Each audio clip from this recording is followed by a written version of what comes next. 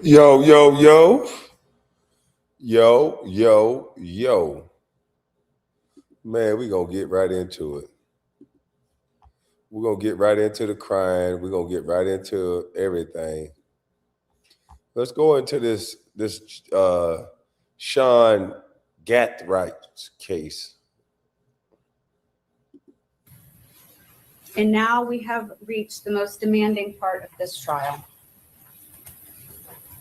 In just a little while, the fate of Sean Gathright is going to be out of our hands and into yours. If you remember back to jury selection, there was a lot of numbers, scales, questions posed to you over and over. And I told you at that time I wasn't going to hold you to those numbers. Some of us said we didn't really like the numbers. It was just kind of getting a feel for where you guys stand coming into a new scenario. And the reason I said that was because this isn't a test. This isn't a numbers game, not a math problem or an equation. This is most literally a life or death scenario. Soon you will have to decide whether a young 20-year-old man will spend the rest of his life in prison or whether he will be executed. Sean Gathright is not wicked. Sean Gathright is not evil. No matter how many times, no matter how many ways it could be said in the state's closing, he's not a mastermind. He's not a super coordinator or orchestrator. Apparently, he might even be a rocket scientist. The state can minimize or diminish the mitigation list that's in front of you. The state may think that something deserves weight or no weight. That doesn't matter. That decision lies with each and every one of you.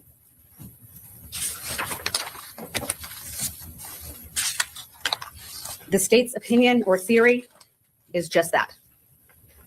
This part of the trial, as I told you in opening, is about the defendants, about Sean Gathright, and it's about each one of you. On several occasions, I heard Mr. Harmon, when he was reading some of the mitigating factors that are on there, say, you can find that mitigating, that's fine. But lucky for you, you don't need permission. You can evaluate that mitigation exactly how you feel fit. Each and every one. Mitigating factors are normally for kids that grew up without a father, that went through some sort of abuse, that was in the hood, that grew up in situations in dire circumstances of poverty and things of that nature. You put in those mitigating circumstances if a child been molested or things of that nature, none of which this young gentleman went through. This young man been all over the different continents, different countries. He did not have to choose this lifestyle. So the mitigating factors in this situation is a no-go.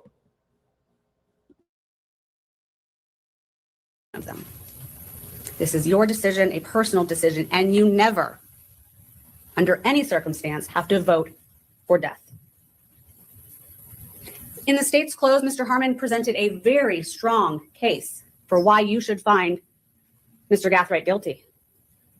You've already done that. That part's over. Went pretty hard on Mr. Gathright and painted him out as a person who led this whole thing. We wouldn't be here without him.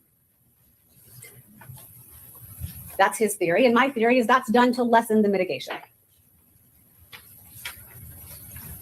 That was done to convince you that what you saw and what you heard from this witness stand this last week from Mr. Gathwright's mouth himself shouldn't be given the significant weight that it deserves. But what it actually did was prove that a kid with no motive, no involvement, no history in that, can get wrapped up in a culture that he has no business in. Whoa, whoa, whoa. What you mean in a culture that he has no business in? You can be in whatever culture you want. He chose. So you saying Julio Fulio deserved this culture. You trying to blame it all on culture. You telling me this kid didn't make a decision. You want to blame it that he didn't have a daddy. You want to blame it on everything else other than his personal choice. Other than the decisions that he made. You want to blame everybody else. First of all, you got to be told right from wrong. I was taught right from wrong at an early age. So this kid was 18 years old when he pulled the trigger. You telling me that his mother failed him to the point to where he didn't know that unaliving somebody could get you a life sentence? Unaliving somebody could get you arrested?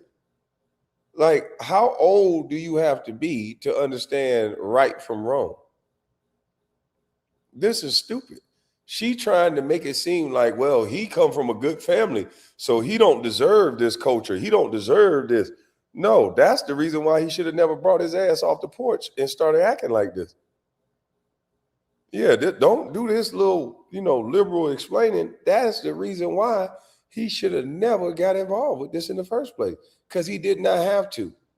He didn't have to hit a lick. He didn't have to struggle and steal for money. He didn't have to do none of the things that some kids from the inner city make the excuse of what they're doing. Sometimes you could be born into a situation. You could be born into the gang life because your family was that.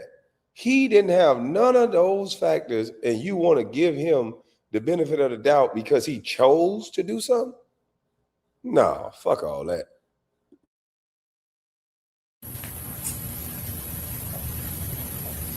The evidence was overwhelming that Mr. Gathrights' life has, and always will have value.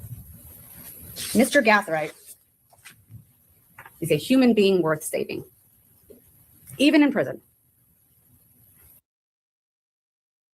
He a human being worth saving. What does that mean? He's a human being worth saving so you can work him. You're not saving him for nothing good. He only sorry because he got caught. You know that song, you only sorry you got caught. You put on quite a show, really entertaining, but it's over now.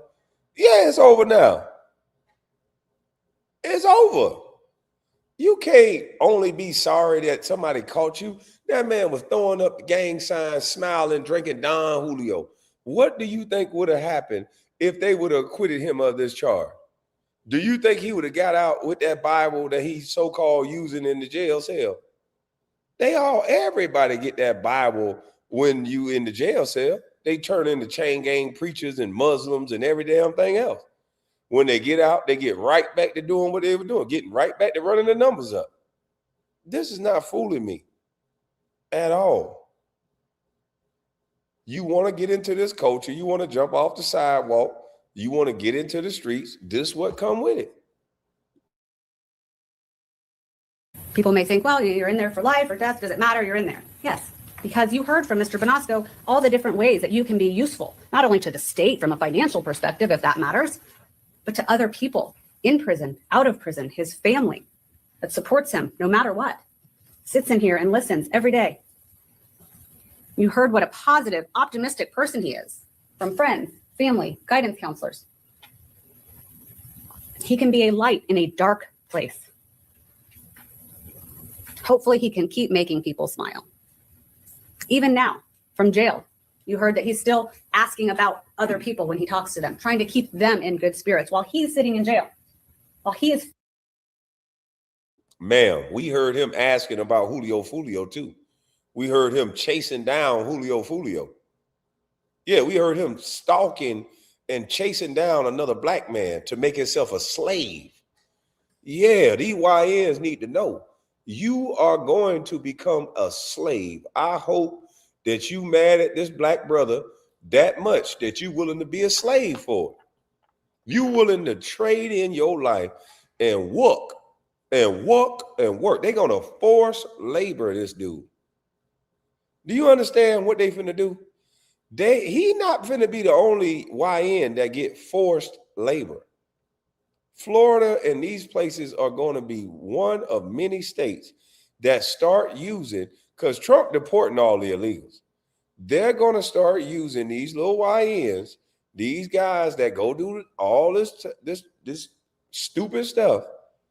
They're going to use these guys and do forced labor.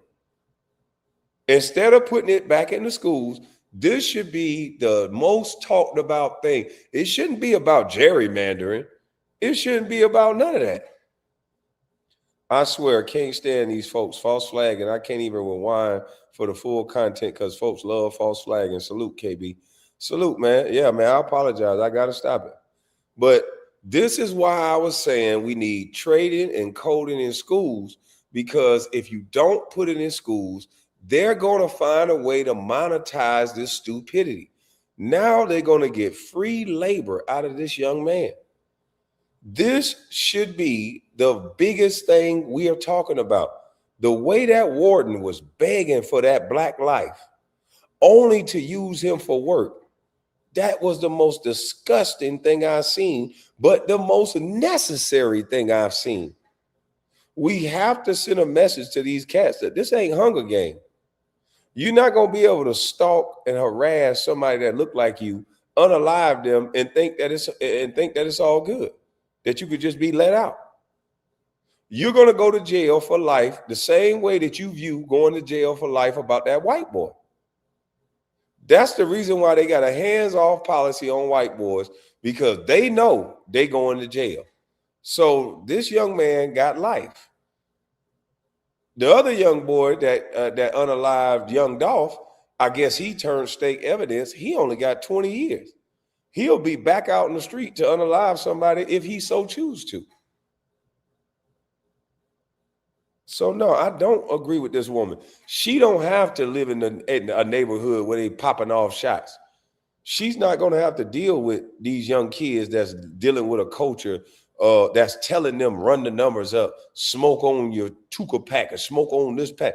I'm like, who are these people they talking about? But do you know how disgusting that is to not only lose a loved one, but also see somebody mocking, harassing, and picking on the family? Do you know how disrespectful that is? Do you know how disrespectful that is? They have to send this message. And the Democratic Party, these cities that are terrible, that have these kids in it, they shouldn't be talking about gerrymandering and losing their seats. They should be talking about, hey, we're going to stop allowing these young boys to throw their life away and become slaves. That's what should be on everybody's mind. How do we stop these young boys from becoming slaves? How do we allocate funds to get these boys to believe in themselves? How do we get them educated? The one boy that unalived Julio, this boy can't even read, right? They say this boy, 90% of America is smarter than this kid. They said the one boy was too dumb to be killed. Are y'all listening to the educational system? The young boy, 18, 20 years old, was so slow that the doctor said that he's too slow to be put to death. Now, the young man does have a reason why he wanted revenge. Apparently, he was into an altercation where allegedly Julio maybe, or somebody in that crew, pow-powed him and hit him in his manhood. Now, that is a hell of a thing to deal with. Somebody blast you in your manhood, and now you don't work down there. That can drive a person insane. Now, he is one of the guys maybe you could think about, okay, he might be slow, and you shouldn't arrest people just because they slow. But that is a traumatizing experience to go through. That guy had motive for a reason, because he got something done to him, allegedly. I'm not justifying what he did. But dang. But man, this something got to change. Facing a death sentence, he's worried about other people. That's not wicked. That's not evil. The theme from No, him worried about other people is not wicked or evil. Him chasing Julio states over, not another state, but another Yeah, another town, another county over. He was still in Florida, but he chased this man from Jacksonville to several hours away in Tampa. And they wouldn't have been there without this guy. He had the car. He had the means.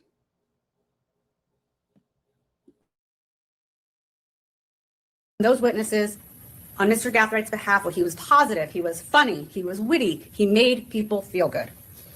You heard that he was kind and respectful and well-mannered. And you don't just have to take the word of family and friends that know him and, of course, want to come in and they want to save him, they want to help him. You saw it from Mr. Gathright. That young man had the courage to get up there and face you and talk to you and try the best he could to explain his remorse. Ma'am, he don't have a choice. He don't have a choice.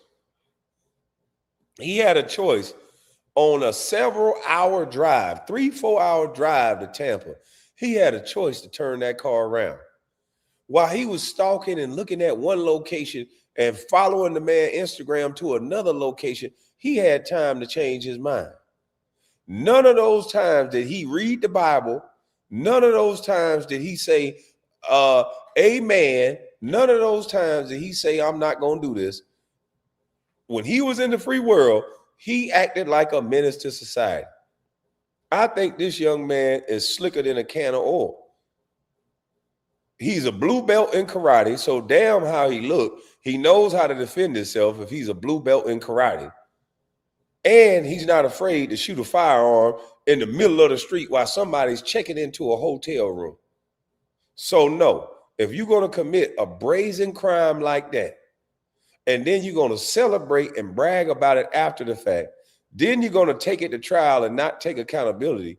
No, you only sorry you got caught. You knew what you did. You knew they had you dead to right. You was trying to beat the charge so you can go back out and celebrate like you've been doing. Because accountability is saying, you know what? I did do what I did. Y'all got me. And then you throw yourself at the mercy of the court. You didn't do none of that.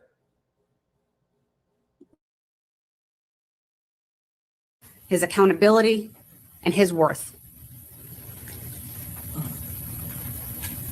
And when he was questioned on cross-examination and tried to get riled up, he remained respectful. That's his character. That wasn't a show. He was authentic. He was real. He was honest. He didn't get riled up. He answered every question politely with "sir" at the end from someone who was cross-examining him pretty harshly and was seeking to have you vote to take his life away. He remained respectful because that's who he is inside. That doesn't change. Now, is that the reason that you should not give somebody a death penalty? Well, that's up to you. And that's why it's your choice. But what it is, along with the other testimony you heard, is that proof that good kids, good people, privileged kids, I guess we want to call. Ma'am, you think he a good kid? He unalived somebody. How the fuck is he a good kid? He's a gang member throwing up gang signs, unalived the kid, and now he's a good kid? He should have showed that he was a good kid prior to unaliving somebody. How the fuck is that a good kid? You want to feel sorry for him because he had a mother and a father that sent him around the world, but they should have been telling his ass, hey, you don't unalive people. You don't do this. You don't do that. I don't want to hear all these excuses. This young man had no business doing what he did. He didn't have to be in those streets. For some of the kids that have mitigating factors, you do want to take those factors into account for those children. But this man don't need no mitigating factors. This guy took this shit to trial. He took this thing to trial knowing that he was guilty. All the evidence showed that he was guilty. The boy took his goddamn mama car. So how in the world you gonna say he a good kid because he's sorry now that he got caught? Fuck out of here. This ain't no good kid. This boy took somebody's life. He stalked a black man and took their life. That ain't no good kid. I'm sorry. You learn right from wrong. You early on, I learned right from wrong, 5, 6 years old. They was telling us the commandments. Thou shalt not steal. Thou shalt not kill. Now he want to read his Bible. He should have read that shit in the free world. He gonna get plenty of time to read that Bible when they ain't working the shit out of him. They gonna work them. They gonna work them. And these YNs need to be put on notice. This is not no Hunger Games. This is not Grand Theft Auto. This is not no video game. Your ass gonna get caught. You gonna get sentenced.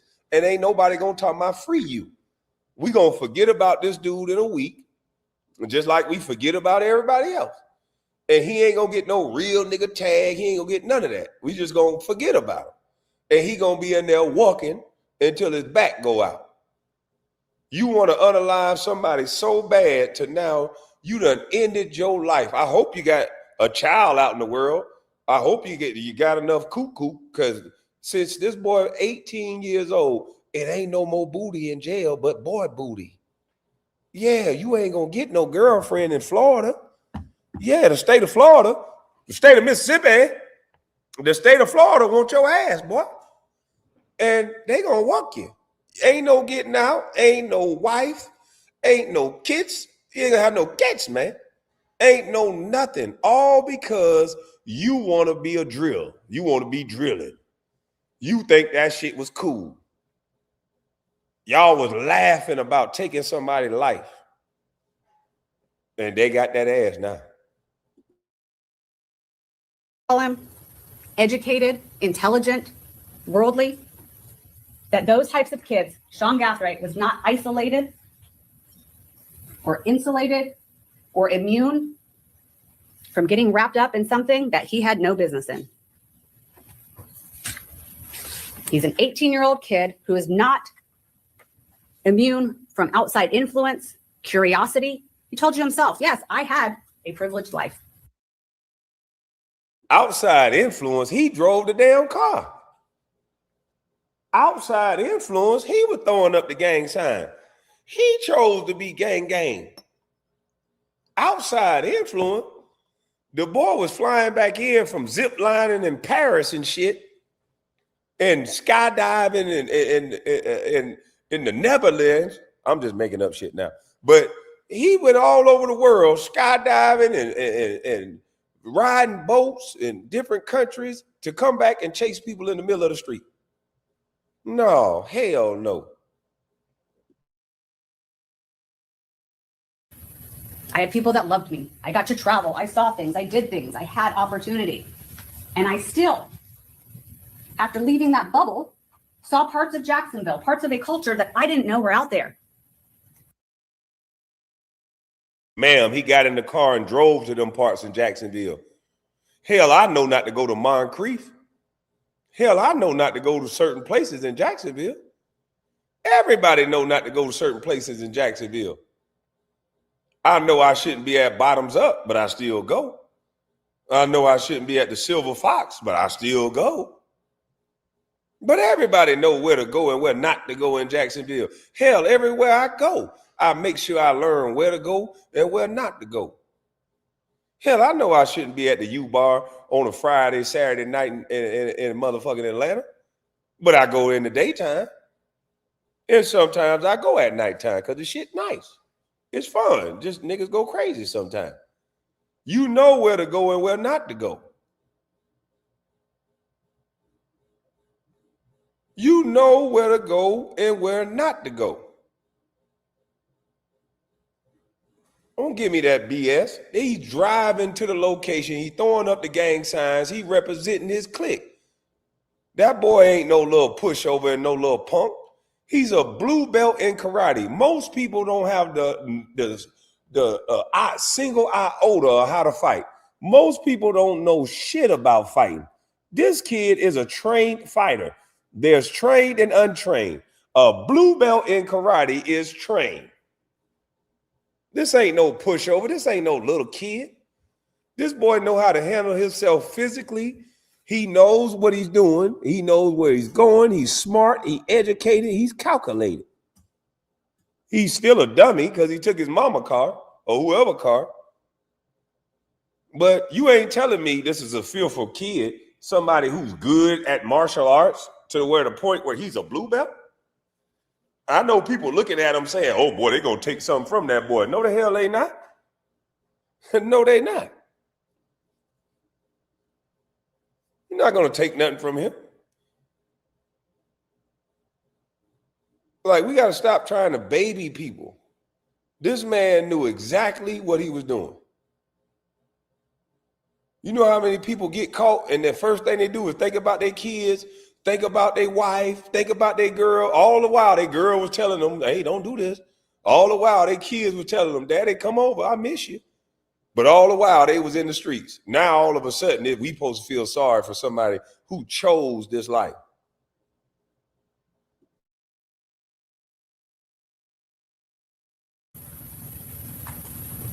And look where he finds himself. That curiosity from that 18-year-old kid brought him right here. You know, the state said, oh, Mr. Bonosco, who testified, the prison expert, said Mr. Gathright was mature. I think everybody did. I think you can see it for yourself. He's mature. He appeared mature for his age. Ma'am, mature people from their age don't become followers. Which one is it, ma'am? I was mature for my age, so I led, I didn't follow.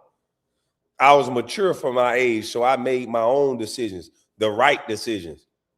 You can't give him credit for being a mature young man and then turn around and say, oh, he got out of his bubble and he just had no choice over his life. He just became a follower. No, fuck out of here. When you the exceptional guy and you goddamn ain't no follower and you are mature, you make mature decisions. You say, I'm not going to be a part of that. You don't do the same shit as everybody else and then give a kid credit for being mature. No, he's a fucking follower. And that's why he in this situation.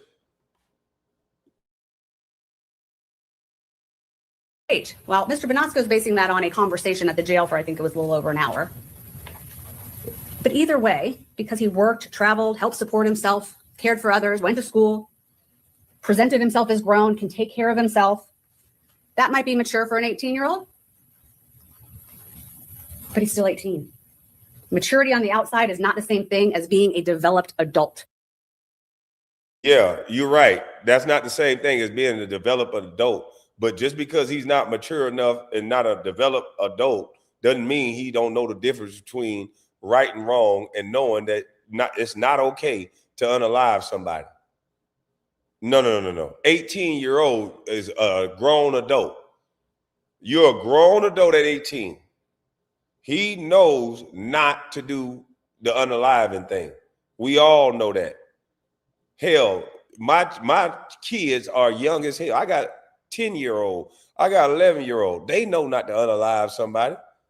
They know it's wrong. Only to protect yourself and your family, then that's the only way. And even then, it's still against your nature. But that's the only way the law will think it's okay. And that's the only way you should ever think about harming another individual, to save your life, an innocent person, or your family members. That's it. All this other shit is for the birds. I've been a licensed gun toter since I was 21 years old. And most people will never know I got it. Because it's not for me to brandish. It's not for me to brag. It's not for me to menace.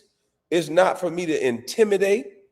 It's not for me to do anything but to bring it out when my life is in danger. And that is the only reason.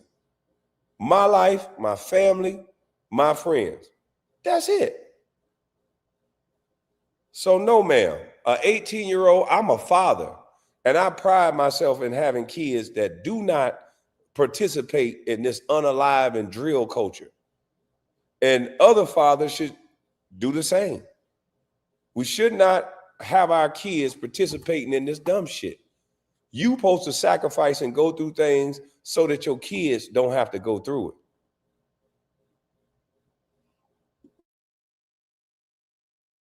and having life experiences, having knowledge, having street smarts. It's not the same thing. You can be well-spoken and smart and mature and still make really bad decisions. He is impressionable. He's naive. He was curious. He told you he was easily influenced. So he's mature, but he's impressionable and he's naive. Man, please. If I'm mature, then I'm going to say, look here, man, I might be impressionable, but I'm not that impressionable. I'm not finna do that. Yeah. I might come with you to a party and stay out too late. Hell, I might hit the blunt. Hell, I might drink. I might smoke a cigarette. I might do every little stupid thing a teenager does that they mama tell them not to do. But ain't nowhere in the hell I'm going against mama and talking about unaliving somebody because some Negro friend of mine that's stupid and don't have a father in a structured life gonna convince me that unaliving people is the thing I need to do now. No. Ain't no convincing me of that. You got life effed up. Ain't no convincing me of that. That matters. He told you himself that he was more vulnerable to influence and more likely to follow others, probably based on his lack of seeing other aspects of the culture, other aspects of Jacksonville. And we heard that it's pretty rough there. Because he was 18, he was less capable of kind of stopping and saying, wait, maybe this isn't taking me where I need to go, and seeing the end result. He doesn't have that experience or that knowledge.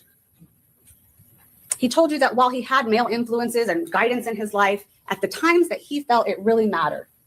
When Brian Harrington, his stepfather, who was a great guy, divorced his mother 2020, Sean Cathert was only 15. So from 15 till he lands in jail at 18, he didn't have a steady, constant influence in his life when he needed it the most. He's not saying he didn't have anybody. What the fuck the difference do it make? He still got his own sin.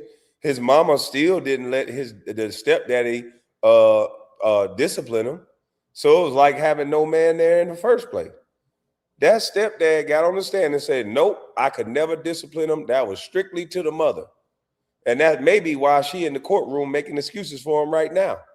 Maybe if a man could have told him straight up, hey, look here, boy, your ass gonna go to jail. Damn what your mama talking about. Your mama sitting up here acting like your ass ain't never did nothing wrong. You gonna go to jail, you keep playing around. Listen, if I was to see my son out there, the first thing I'm gonna do, we gonna fight. Nigga, if you gonna be out in these streets, we gonna see if you ready for these streets. I'm gonna fight you, your gang, and whoever else with you. Tell your big homie, line it up. They say they do some punching. Tell your big homie, line it up. And if I win, you out the gang. That's the type of father I am. Tell your big homie, line it up. And if I win, no gang for my son. Sir, I give him respect. No gang if I whip your ass. Since you tough, let's squabble. Head up. No gang. If I whoop your ass, which I'm gonna win, because this is my son's life, then no gang for my son.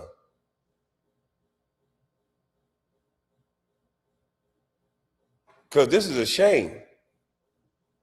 All these excuses. We got a system that keep fathers away from their kids. We got a system that make fathers have to beg a woman that they get pregnant to even see a kid. But then you turn right back around and blame a father. Let's not wait until a tragedy strike to say a father need to be present. How about we set up some laws and set up this goddamn system of this child support to where fathers are mandatory and necessary, whether they got money or not. If it's that detrimental where a kid, you're going to blame a kid pulling the trigger at another black kid because he don't have his father, then you better damn sure have a system to where it's easy for a father to be there, whether he got money or fucking not. How you gonna have a system that break up homes, but then turn around and blame it on a man? That's bullshit. That's an excuse. Do you know how many men can't see their children? Do you know how many men are arguing with women about money and dumb shit instead of being able to see their son or their daughter? knowing what that daughter is going to go through without a father, knowing what that son is going to go through without a father. All people doing is capping. If fathers are that important, then goddamn it, it should be get a kid to the father then. If you saying that a mother raising a kid, the excuse is because he ain't have no father, give the kid to the daddy. Because I could tell you right goddamn now, whether a woman around or not, which I'm going to have a woman around, but whether a goddamn they mama around or not, a kid with me ain't going to be no unaliver. Because I'm like motherfucking MacGyver, nigga. What you doing? Where you at? Nigga, we got iPhones. It got a location on it. I'm coming to holler. Where you at now? My son can't be in the gang if he in my house because his phone got a sharing app on that motherfucker.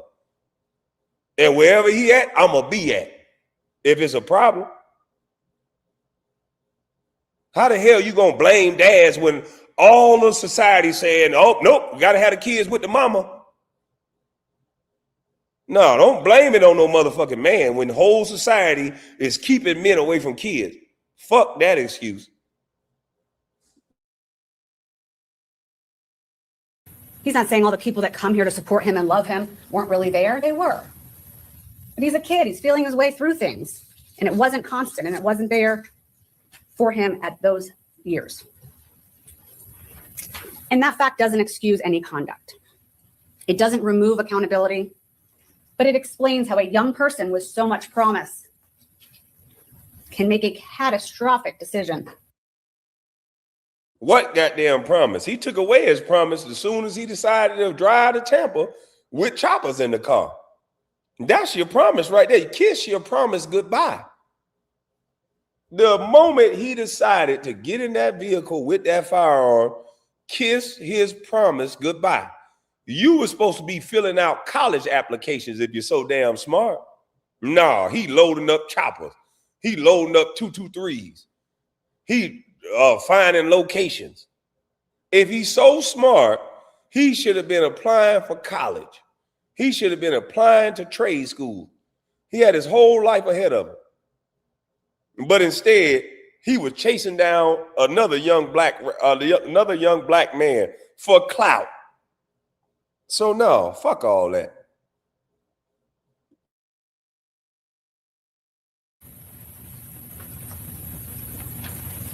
That could define the rest of his life. That one decision. And I told you in opening that mitigation isn't an excuse. I'm not up here to make excuses for Sean Gathright, and he wasn't making excuses for himself. He wasn't blaming anybody. It's an explanation, and it's a reason. And that's what mitigation is all about. It helps to understand what I'm sure everyone is wondering is how he got here. It's his story. He took accountability. He showed remorse. Remorse is defined as deep and painful and often long-lasting feelings of guilt, sadness or regret for past wrongdoing. Not at the moment. Most people don't feel remorse while they're doing something wrong. They feel it afterwards. And that's what you saw. That wasn't contrived. That wasn't fake. That wasn't for your benefit. It took a lot for him to get up there. And he wanted to. Accountability is obligation or the willingness, which you saw, to accept responsibility and account for one's actions. And that's exactly what he did. He was straightforward. He was composed. He was wholly authentic.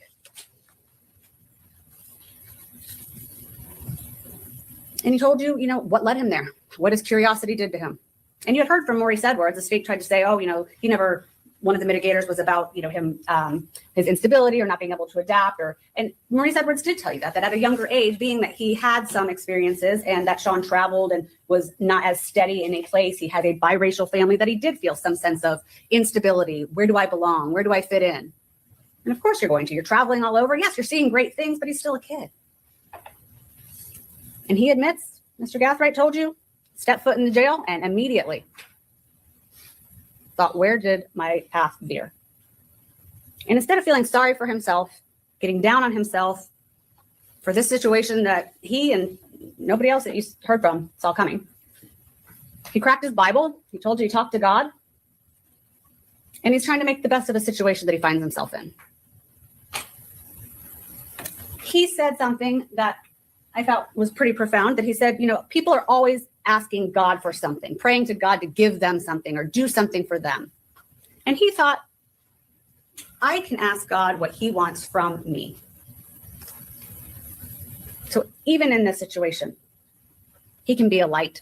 He can help people. He can try and turn lives around for kids that he comes into contact with, or adults. In a dark, dark place, he sees hope. He sees a future. And I'm up here asking you to see that future for him. See the hope in him. See the redemption in him. A lot of the questions of our mitigation witnesses and then some of the state's closing was thinking, oh, he's a privileged kid. He had it all. Does that mean he's not worth saving? I would submit to you that it's the absolute opposite. And I would submit to you, ma'am, that it's the absolute opposite. Because me being from the hood, I see kids like this all the time. It'd be girls, it'd be young boys like this all the time. Their mother and father can raise them perfectly. They have a draw to danger. They have a draw to something more. They have a draw to the thrill. It be dudes in the hood just trying to chill and just trying to get through the day. No, what we gonna do? Man, let's turn up. Let's get the car. Let's go over here. Let's go over there. It always be the kid from the suburbs or the kid that ain't really from there trying to exploit, trying to have fun, trying to come down and exploit the hood and then go away and not have to deal with none of the consequences of the hood. No, he chose to step in that water. It's kids in that environment that go to jail every day, B. It's kids that get life sentences like that every day that no white women get up there and talk for like this. So no, I believe it's the opposite. If your ass didn't have to be in this situation and you chose to be in this situation, that's even worse because you know better. You done seen better. A lot of kids have never seen anything but the city blocks that they from. All they know is the gang. All they know is that this is their block, this is their corner. That type of indoctrination, you can kind of feel bad for in certain situations. Not no kid that's running around and zip lining and doing all this other extraordinary shit that the average black kid don't get. And then he choose to live an average hood kid life. Hell no. That's stupid.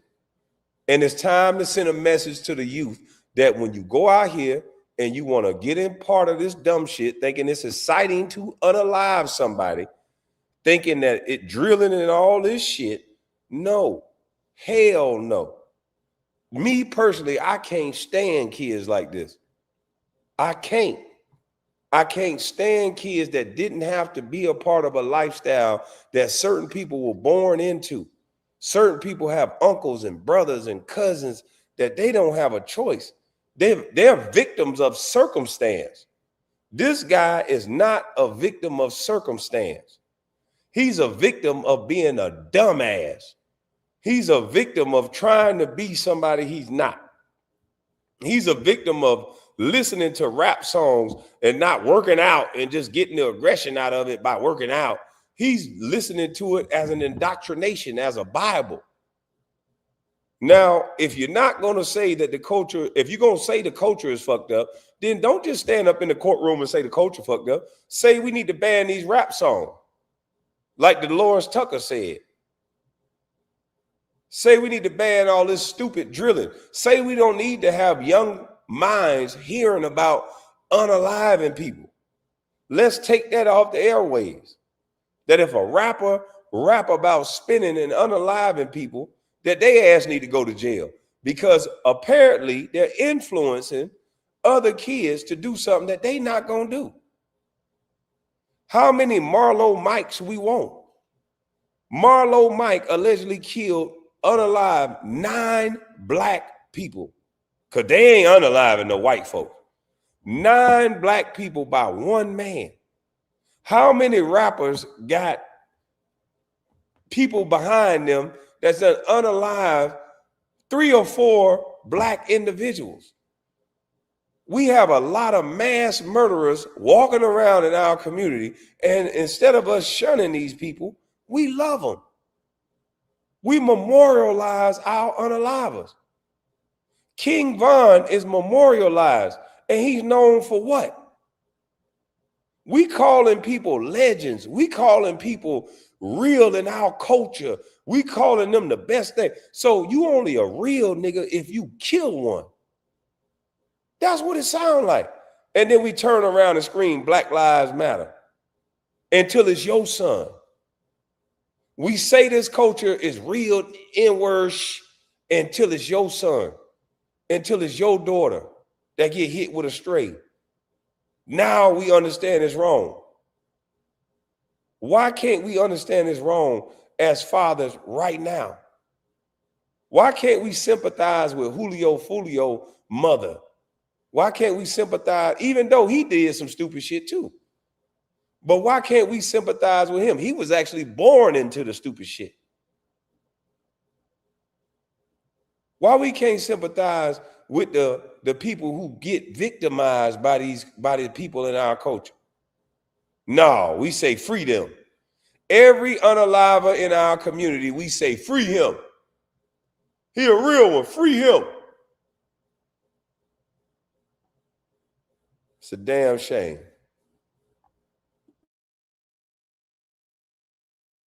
Long list of mitigating factors that you'll have in your instructions, and the state went over a lot of them. I think there's 32 for Mr. Gathright.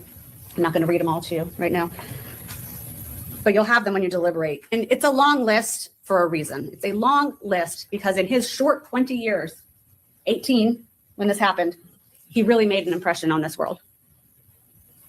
So it's a long list. Imagine what he could have done if he had more than 18 years. And remember, ma'am, you act like he didn't have more than 18 years. He made a decision to shorten his 18 years. If you unalive people, you get arrested. What do you mean? Imagine if he had more than 18 years. Who was taking his life from him if he didn't go unalive Julio Fulio? Who was taking his life from him? I didn't know his life was on the line nowhere. Nobody never told me this kid's life was on the line. He made a decision. Why are you acting like this young man didn't make a decision?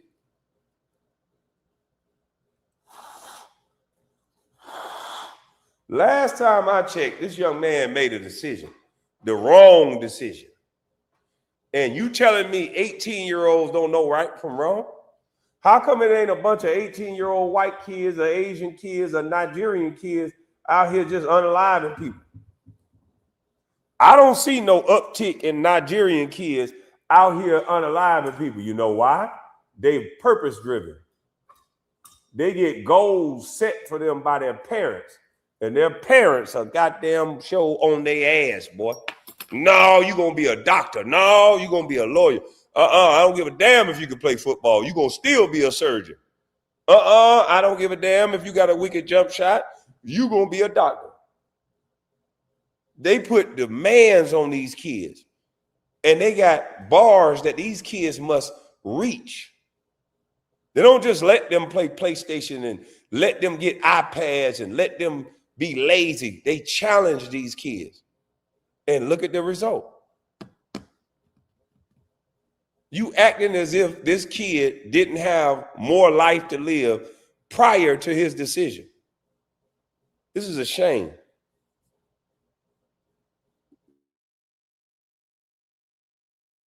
that's just a list that we're providing you. Mitigation can be absolutely anything that you want. Anything you heard in the first phase, anything you heard in this phase, or just because you don't think that this young man deserves to die. The law says that you can find those aggravators that the state proved to you in the first phase, reminded you of yesterday. You can find that those were proven. You can find that they outweigh the mitigators, and you never have to sentence someone to death. The death penalty in this phase is not whether to punish, but how.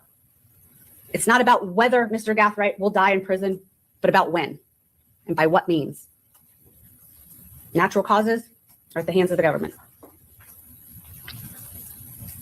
Natural cause in prison, but about when and by what. Look at his face. They said it ain't a matter of whether he die in prison, but it's a matter of when. God, dog. And you got white folks crying for him to live, not because they respect them, not because they love them, not because they'll ever let them around their children, only because they want to work them. Damn. That means natural causes are at the hands of the government. The death penalty is not appropriate in this case. Mr. Gathright does not deserve the death penalty. This is the only time you have to make this decision. You can't change it tomorrow. You can't change it next week. This is it. A vote for life does not excuse any criminal behavior. It's not an excuse. It doesn't excuse responsibility for a crime. A vote for life doesn't diminish the life of Charles Jones or the loss to his family or his loved ones. A vote for life in this case is the just decision. It's the right decision for Mr. Gathright. Do not define Sean Gathright by the worst decision, the worst moment of his life. Sean Gathright is a son who's worth. No, I define Sean Gathright by what he did after he unalived somebody. Yeah, he was representing the gang. Yeah, after he unalived that boy represented. Yeah. When he unalived that boy was up there talking about, yeah, that's what he was doing. That boy ain't had no Bible in his hand. He was doing this. He was representing the gang. So no, we ain't trying to hear none of that.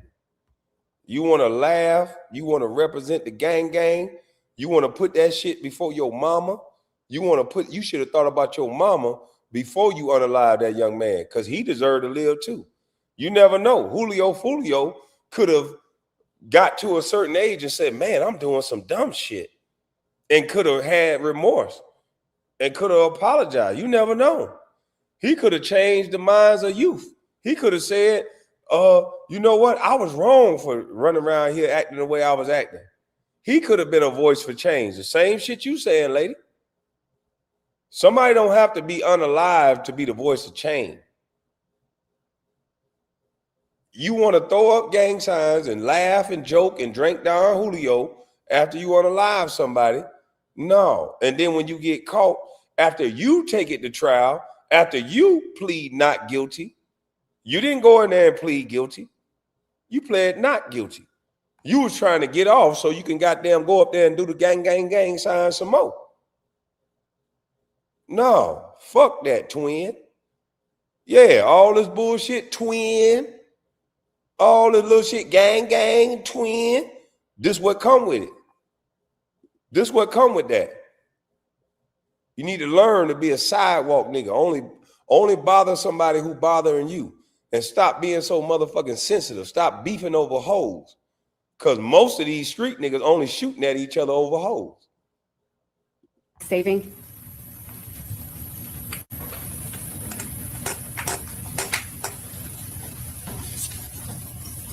He's a friend worth saving.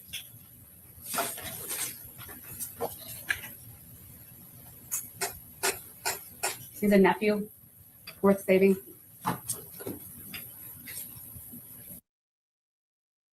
Julio was a nephew worth saving too. Julio meant something to somebody too. Yeah. Don't forget that part. This boy ain't had to do none of that. He had two grandparents that loved him.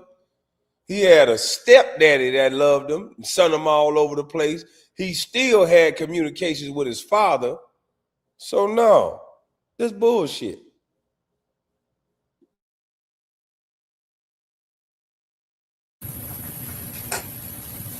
He's a grandson that's worth saving. He's a baby brother worth saving.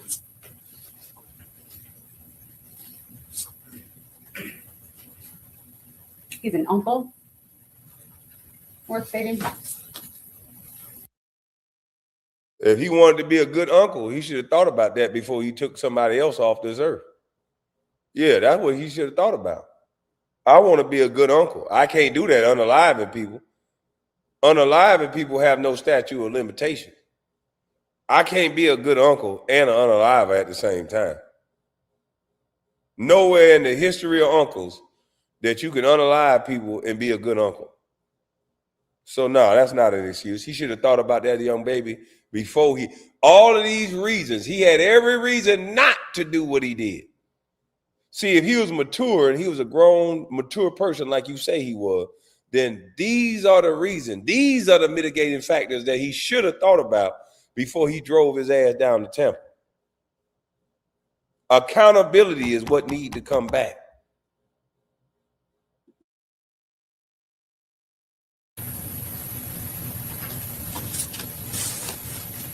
I'm asking you to do just that. Thank you. Hey, everybody.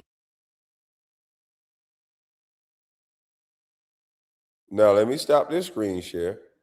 Let me get this other one.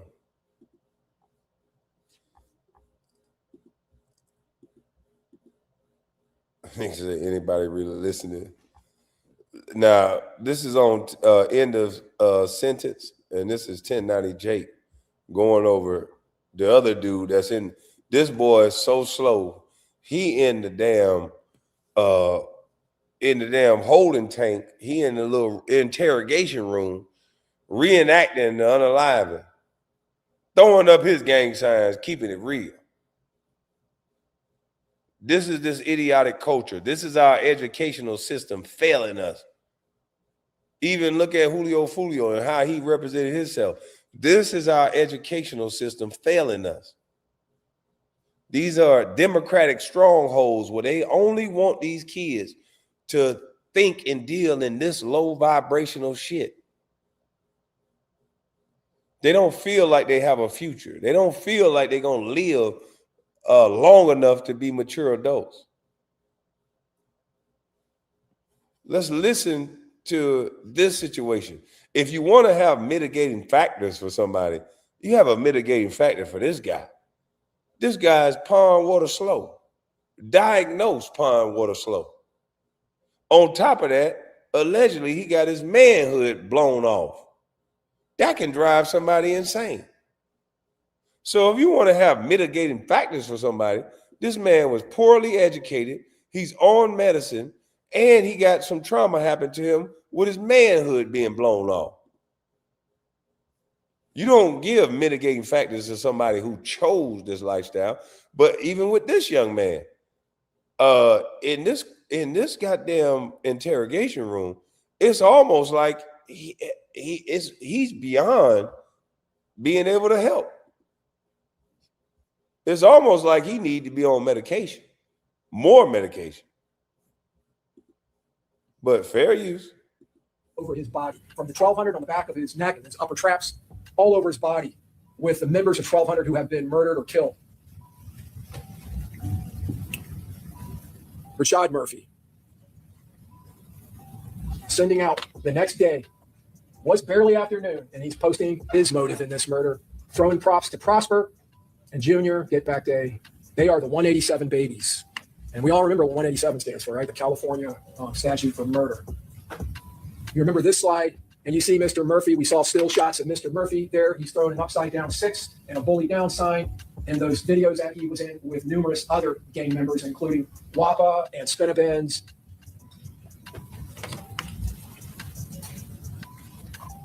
And then Mr. Chance up on the top left, an ATK member. Mr. Gathrights photo is in there only to show that he is associated to that gang and has allegiance to them. Again, you cannot consider it as an aggravating factor with him. Mr. Chance posts his motive right after the murder, earlier than Rashad Murphy.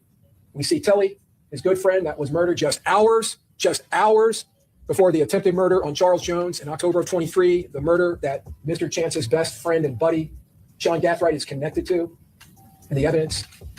And we see Mr. Chance sitting there in that backseat with the ghost over his mouth. Mr. Chance throwing 1200 signs. Mr. Chance with his bully down sign. You remember, Ms. Doherty made a great point in her closing statements. It's up in an area of his bedroom. First thing he'll see in the morning, last thing he'll see at night, in a place where a lot of people will put a crucifix or some other religious symbol. And we don't need to guess at Mr. Chance's motives. This is him speaking directly to other members of his gang, ATK. Who's faking and who not? Who really contributed to the war? I can count on one hand who effing sliding and done killed shit and who don't, or who didn't, boy. What the F? I'm talking about confirmed kills, bitch. Can y'all hear the stuff that this young boy is posting online? And why don't online cops intervene right away?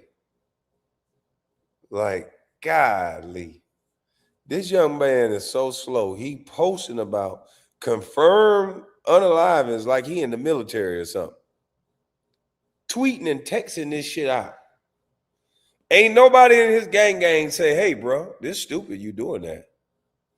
Ain't no big homie say, hey, bro, you know the feds watching everything you text. They let him text this stuff.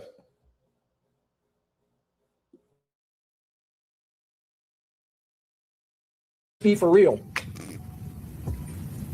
And he's speaking directly about his anger, if you remember the other slide, about nobody doing nothing about Tilly. Now, again, they're basically giving all of the motives that these young men, well, I don't know if Davion's young, but Sean's young and Isaiah's young and the girl's young. The motive behind them killing Fulio, they're posting all their dead homies, everybody that Fulio was dissing.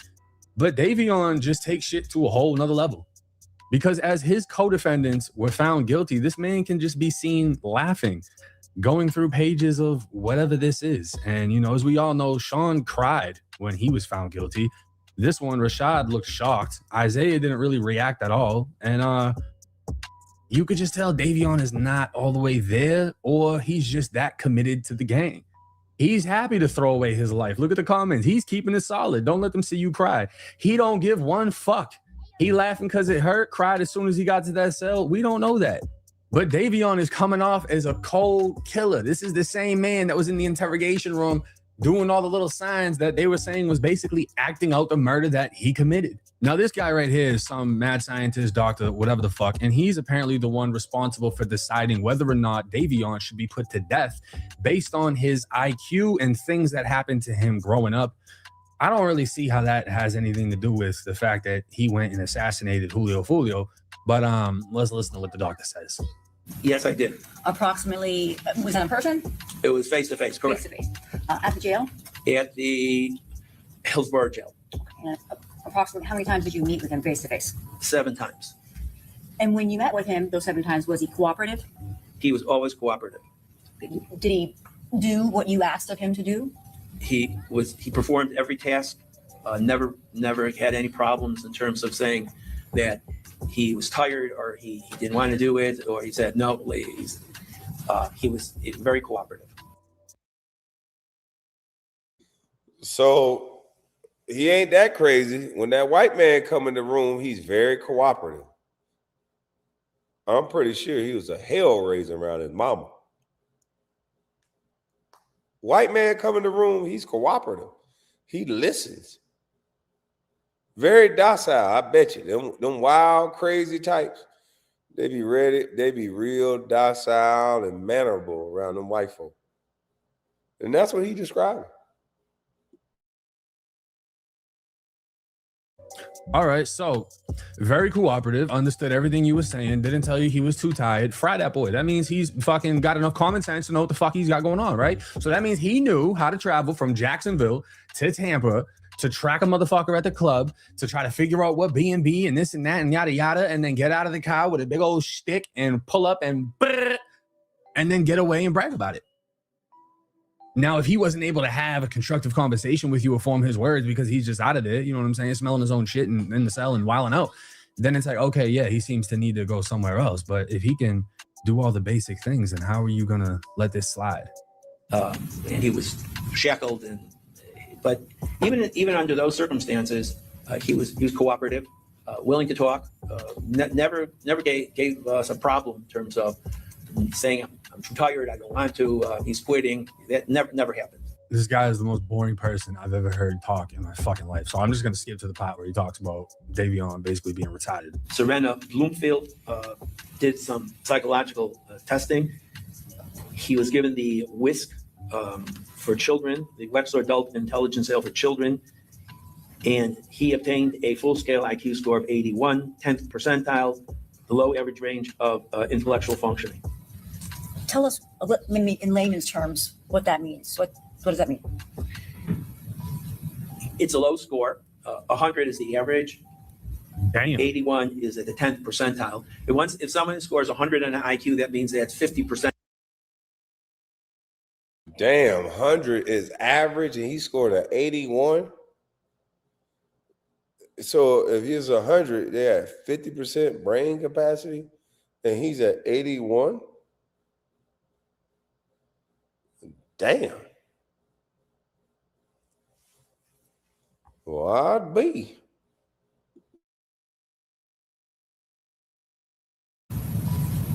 It's a low score. 100 is the average. Damn. 81 is at the 10th percentile. If someone scores 100 on an IQ, that means that's 50 percentile of the population. It's either better or worse. This is at the lower. In other words, 90% of the population is better, 10% is lower. Because of his low score. Hey, imagine you were in a courtroom for killing somebody and this motherfucker's up there saying 90% of the world is smarter than you, bro. That shit make me want to catch another one. His low score across all academic areas, he then was entitled to be placed in a variety of different programs. Tell us about some of those programs. So he was eligible to be placed in exceptional student education that's called ESE. He was diagnosed with attention deficit disorder combined. They're talking about putting him in the slow classes. This is like the comedy roast of Davion Murphy. Type, that's ADHD, global academic delay, nonverbal learning disabilities, that's NVLD, and specific learning disabilities, that's SLD. So basically, Davion was as slow as they come. And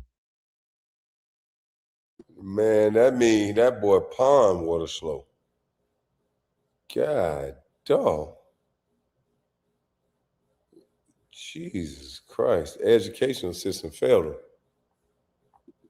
they don't want to be around this motherfucker either. Now, I don't want to be that guy, but I don't know what type of lifestyle this man has lived. It seems like he's a academic scholar, whatever the fuck.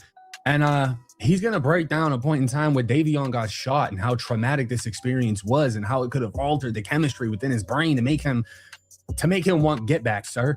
That's what the fuck he wanted. Get back, sir. He's big 1200, sir. He didn't get shot and just get disabled. He been all the way retarded, and he clearly sought revenge and got it. January 11th of 2017. Anything of significance on that day? So he was taken by fire rescue to Shands, Jacksonville after suffering a gunshot wound to the groin with rupture of the corpus cavernosum of his penis without urethral injury. So the bullet remained in his lateral thigh tissue. Surgery was performed and he was healed well. So according to my math, my calculations, Davion would have been about 20 years old. Correct. And then anything of significance in February of 2017? So February 1st of 2017 is just a few weeks after this previous trauma to the groin and to the penis from a gunshot wound. I'm sorry, Davion got shot in the dick. He got shot in the Johnson. I don't even think Davion, that is crazy. Davion got his meat shot off. That's what this doctor did. No fucking wonder he wanted revenge. And the look on his face,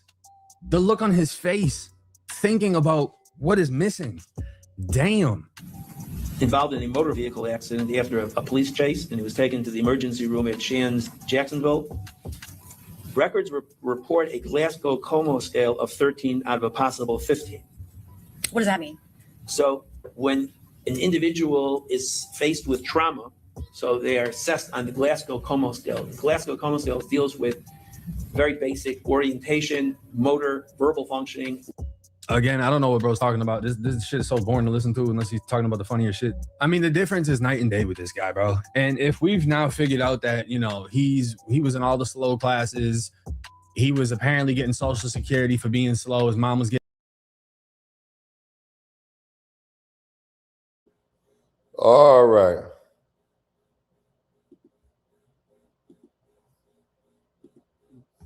Come on, you feel bad. This one's on Kingdom Reacts. Those orders were challenged in Venezuela because and the erosion of civil rights across the South, where the largest concentration of Black people live. Decade, particularly across the South, where the largest concentration of Black people live. So we've seen those in Georgia, we've seen it in Texas, we've seen it. Well, those states are not led by Democrats, first and foremost. I let you talk. Would you please let me finish? Thank you very much. Beyond that, we have to be very serious about the concentration and the erosion of civil rights across this country. And yes, that also proceeds with voting rights. The erosion of the Voting Rights Act has been done holistically by the Republican Party. What we've seen from Donald Trump is someone who wants to and continues to try to expand his power by the most illegal means. So yes, those orders were challenged. Those orders were challenged in Venezuela because, quite frankly, there was no impetus to go there to begin with. What we do know is that more than likely, this was illegal. First and foremost, that's why he's trying to hide the videos. Okay, so a couple things. Number one, has anyone ever personally tried to stop you from voting? Answer, no. Number two, I vote in Illinois. I don't vote in the South. Number three in this country, I hate to remind you of our history, but it was the Democratic Party that tried to suppress Black votes in this country, not the Republican Party. And I would love to remind you that when the Jim Crow laws were eroded, they were eroded by the Democratic Party, not by Republicans who tried to hoist them up and tried to continually re-enter Jim Crow in the modern era. I think you need to reread your civil rights history. The Democratic Party doesn't have a clean record on this, but the bottom line is Democrats are going to continue to be ruthless. They're going to continue to try to gerrymander. They're going to continue to try to say the president's delivering illegal orders to mess up our military. And who knows what they'll do in Washington from here on out.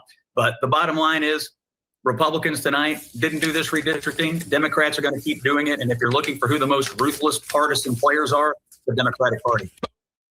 Scott, you just be talking to people like a substitute teacher that already knows who stole the Chromebook. But you want to notice what happened here, though, right? The conversation instantly shifted from, are these maps fair, to let's emotionally rewind America back to 1962. That's become the move. Yeah, let's rewind it back to 1940. Let's rewind it back to goddamn on 1928. Let's rewind it back to 1847. Always. We can't talk about now.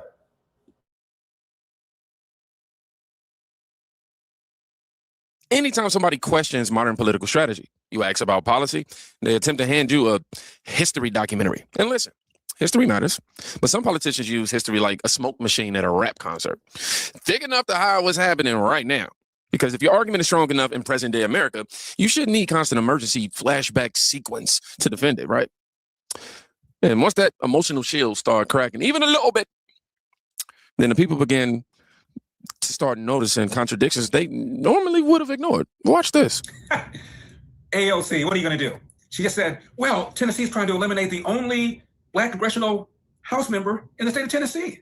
She's referring to the majority Black district in Memphis. And the House member is named Steve Cohen. He ain't Black. It used to be held by Harold Ford. He ran for senator. He ain't Black. AOC got to be fighting for anybody that's just Black. AOC wouldn't even talk for you if you ain't Black. What do you mean he ain't Black? Before he became a Black district in Memphis. And the House member is named Steve Cohen. He ain't Black. It used to be held by Harold Ford. He ran for senator before he became a host on Fox News. He lost, and the guy who succeeded him is Steve Cohen. And Steve Cohen got elected, as I said, in a district that's majority Black. And when he tried to join the Congressional Black Caucus, they said, I'm sorry, it is an unwritten rule, no whites, Blacks only. So who's the bigot? Did anybody complain when Steve Cohen tried to apply for the CBC and got denied? Is this thing on? Larry Elder, my guy. You see, this is the type of stuff that confuses regular people because now the public starts wondering, wait, are we protecting representation or are we protecting branding? That's why these conversations are getting dangerous politically, not because people are becoming hateful. It's because people are becoming skeptical. Big difference. And the left keeps treating skepticism like rebellion now. If a citizen asks a follow-up question, suddenly they're public enemy number one. But Larry's clip is actually small compared to where this thing actually goes, right? Because now we move from awkward contradictions into full panic over congressional power. Georgia and South Carolina are the latest states to enter the redistricting fight. South Carolina Governor Henry McMaster will likely call a special legislative session next week to redraw the maps there. Democrats are struggling to respond. They believe this is an effort to cancel black representation. Here's Chief Congressional Correspondent Chad Program. Redistricting and race. They've also been trying to eliminate, teaching America's history, right? Whitewashing America's history. Democrats accuse Republicans of engineering a Southern strategy, stamping out black lawmakers. It's about race. We've seen this before. We're looking at losing possibly 19 members of the Congressional Black Caucus. Republicans say turnabout is fair play, since no Republicans represent any district in New England. I think that's a problem. And I think, it's out of whack. It's out of balance. South Carolina initially balked at drawing new maps, but the Palmetto State reversed course after President Trump demanded that Republicans, quote, get it done and be bold and courageous. People in South Carolina are very supportive of President Donald Trump. They understand perfectly that we're in a conflict, a nationwide conflict. New South Carolina maps could mean former House Majority Whip Jim Clyburn can't win. Still, Democrats believe they can seize the House despite a shrinking map. There are 45 districts in play that we've identified as opportunities to flip in this upcoming midterm election. Democrats are banking on Republicans overplaying their redistricting hand. The American public gets to make this decision. That's a great thing about American democracy, and we're working. That doesn't sound like much of a concrete plan, though, Mr. Morelli. I was going to share my concrete plan. But that. The Supreme Court nullified districts based on race. That's why Georgia is drawing new maps, but those districts won't apply until 2028. Right? Chad Program live on Capitol Hill. Well, Chad, thanks. That's the real fear right there. Seats, power, influence. Notice how fast the language turns, apocalyptic anytime district maps change in a way Democrats just don't like. But when other groups complain about political imbalance, suddenly we're told, adapt, campaign harder. You need to own your vote. Can't even talk. Earn your voters. Different energy. And what's interesting is a lot of Americans are starting to realize some districts were never designed to create competition. They were designed to create permanence. That's why every conversation instantly becomes radicalized before anybody can even discuss the actual map itself.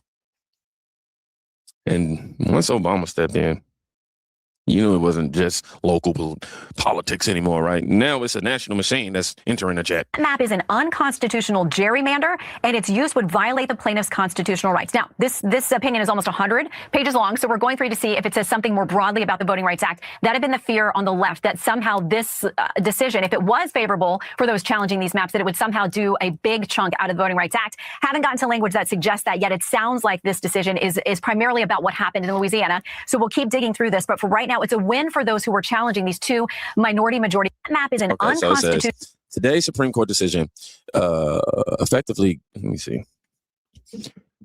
guts a key pillar of voting rights, of the Voting Rights Act. And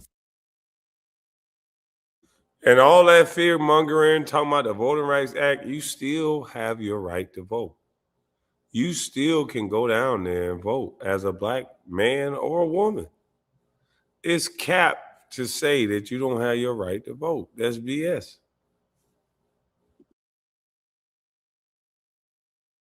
Freeing state legislators to gerrymander legislative districts to systematically dilute and weaken the voting power of racial minorities. I need to make this bigger so I can see this. What was that? Racial minorities. So long as they do it under the guise of partisanship rather than explicit racial bias. And it serves as just one example of how a majority of the current court seems intent on abandoning its vital role in ensuring equal participation in our democracy and protect. Oh, look, Obama's always been smooth with the language. I ain't gonna sit here and let my dyslexic ways into this video. But, he can make a warning sound inspirational, right? But listen closely to what's happening underneath all that working, right? I didn't finish. I'll let y'all finish if y'all can zoom in. The argument basically becomes if these race-centered protections weaken political representation, changes. Okay. But that accidentally raises another question that this pops through, like he always do. And he talks like an uncle that already accepted Thanksgiving dinner is getting uncomfortable, all right? Before you even park the car. Now, if you had a majority black district, a group of black folks in Massachusetts that voted Republican, do you think the Massachusetts government would draw that district and allow those black Republicans to have their own district? Of course not. They chop it up because it's in the best interest of Massachusetts to make sure that all their districts are Democrat. They don't give a damn what your color is. It was an all Hispanic district that would vote Republican, they wouldn't draw it. It was an all Jewish district that voted Republican, they wouldn't draw it. If it's an all white district that votes Republican, they're not going to draw it in Massachusetts or in Vermont. They're not going to do it. They do this a lot in New York and in Illinois and in California. There are a lot of majority white districts that are Democrat. Why? Not because they're white. Because they're Democrat. They will not draw a Republican district. As a matter of fact, they just drew a lot of white Republicans out of their districts in California this past week. And that, you know what? And white folks said nothing about it. The Democrats said, the people in the press said nothing about it. They drew them out in California. They was trying to draw them out in Virginia, and they got beat, and they're mad about that. Oh, that's just a crying shame. But when you draw out these majority Democrat districts in black areas, just because they're black, they get mad about it. People, this has got nothing to do with the color of your skin. It has to do with one thing. These people vote Democrat. If you find some white people that vote Democrat, they would draw them out also. So these districts are Democrat, which means they're also Marxist. And the state of Tennessee says we don't have any interest in giving these people any power because all they vote to do, they vote to rob us and give them free stuff. What else do they vote to do? They vote to take the guns away. They vote to take God out of the public square. They vote to have your children transition. Why would you want to give these people any power? I don't give a damn. I don't care if they're green because they're black. If that district in Memphis was a majority Republican area and most of the black people in Memphis voted Republican, it would have stayed drawn the way it was. But it's not. They are Marxist, they are Democrats, and they're crazy. They voted for a dead woman, and then they voted for Justin Pearson. So Justin is mad because he was killing himself. He's on up Congress, right? So Justin's raising hell and riding and raising all kinds of hell to get all out loud potential, but it ain't gonna help Justin. Nope. See, Vance attacked this from a completely different angle, right? He's basically saying this ain't even about race anymore. It's about predictable voting behavior. That changes the entire emotional framing because now the conversation moves away from skin color into a political dependency. And that's why these clips are hitting harder online,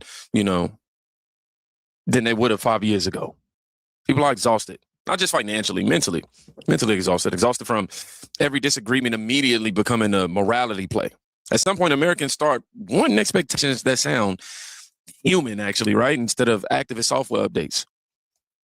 But then my girl, April Chapman, she took the conversation. Oh, let me make sure. Okay, yep, I'm on the right tab. She took the conversation somewhere most people just probably weren't expecting. A lot of twists and turns, but much of it likely to impact those critical November midterms with control of Congress on the list. This was a 6-3 Supreme Court decision that has now cleared a path for Alabama to eliminate one of just 2 majority black congressional districts in that state. Both are represented by Democrats, and it allows Republicans to be in the position of likely picking up one more safe Republican seat ahead of November. It's just the latest in a nationwide firestorm of redistricting that's gripped both Republican and Democratic states, and it comes just about 2 weeks after that major Supreme Court decision that gutted a section of the Voting Rights Act's protections that deal with redistricting by race. The Congressional Black Caucus now says that in the wake of that decision, roughly 19 or so of its members, just about a third of the caucus representing Republican-controlled states like Georgia, Louisiana, South Carolina, and more, could now be at risk of losing their seats this year and again in 2028. Meantime, Virginia, which had a referendum to redraw its congressional maps that would favor Democrats, is now asking the U.S. Supreme Court to step in to overrule its state Supreme Court, which threw out those maps last week. This is so similar to what happened during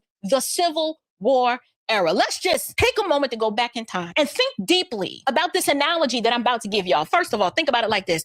During slavery, the average plantation slave, y'all, they were not organizing military campaigns against the Confederacy. In fact, you had a whole lot of slaves fighting on the side of the Confederacy, not because the Confederacy offered them their freedom in exchange for their military service. They were like, no, master needs your help.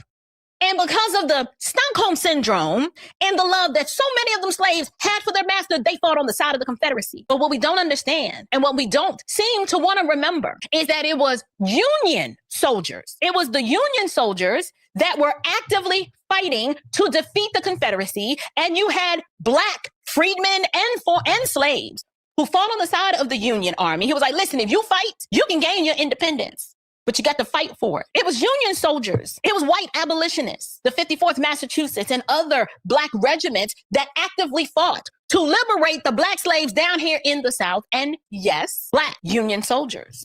Now, this right here, this is why the internet's been exploding over these clips, because she's framing the entire emotional structure. Most commentators argue about fairness. She's arguing over psychological ownership. That's a much deeper conversation. And whether people agree with her or not, you could. Man, listen here. I agree with her. I definitely agree with her. Like, ain't no way. Like, we got to start waking up, man. You cannot just think that you're a Democrat just because you're black. This shit is annoying, but that's what it is. Tell she's speaking from a place bigger than social media talking points. That's why this feels different. Most political clips today. And the second half is where she really lands the plane.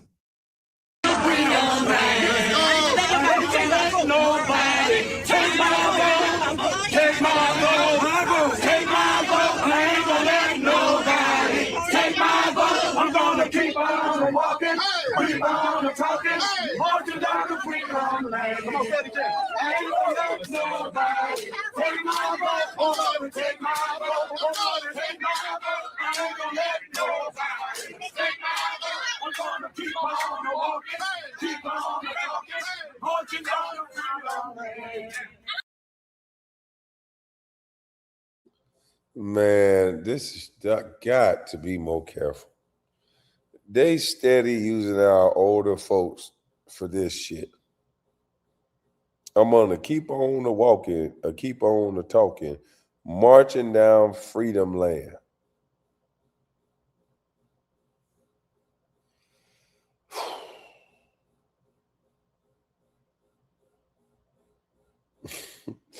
That's all I can say is, God. Let's hear it again. We're going to keep on walking, keep on talking, walking down freedom land. This is bullshit.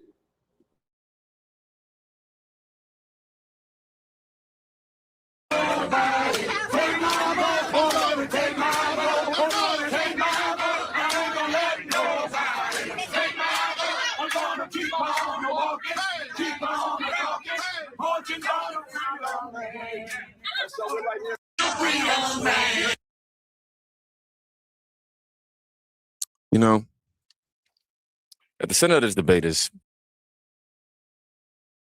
Yeah, salute the Kingdom React, man. This shit is a shame.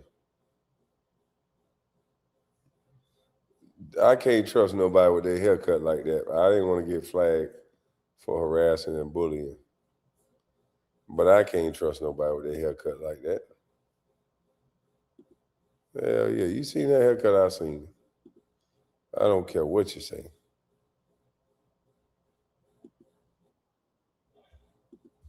I don't care what you say. You seen it.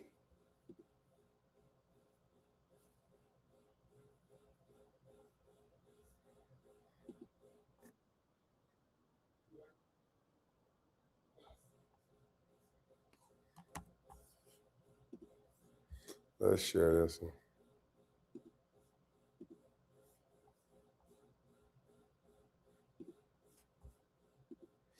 This is Vincent Everett Ellison. See what he got to say.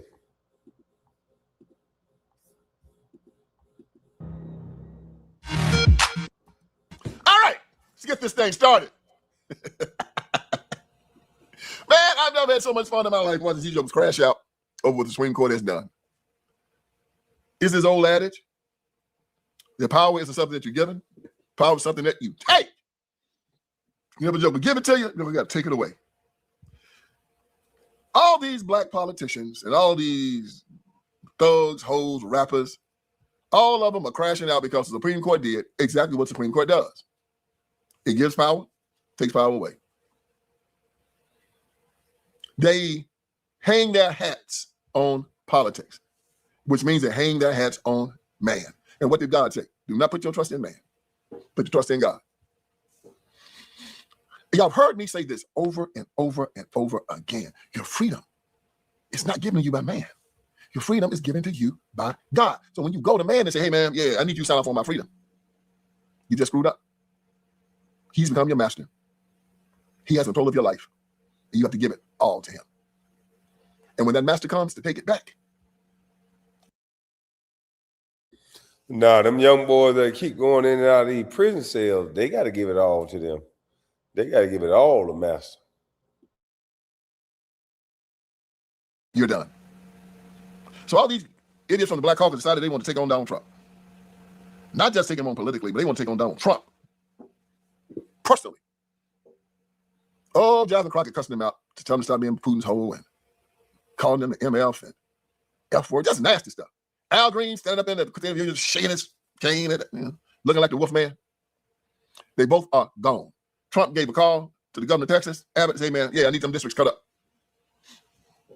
so they cannot win again. Now, Jasmine looking for a job. Al Green will be too. And now you got Benny Thompson.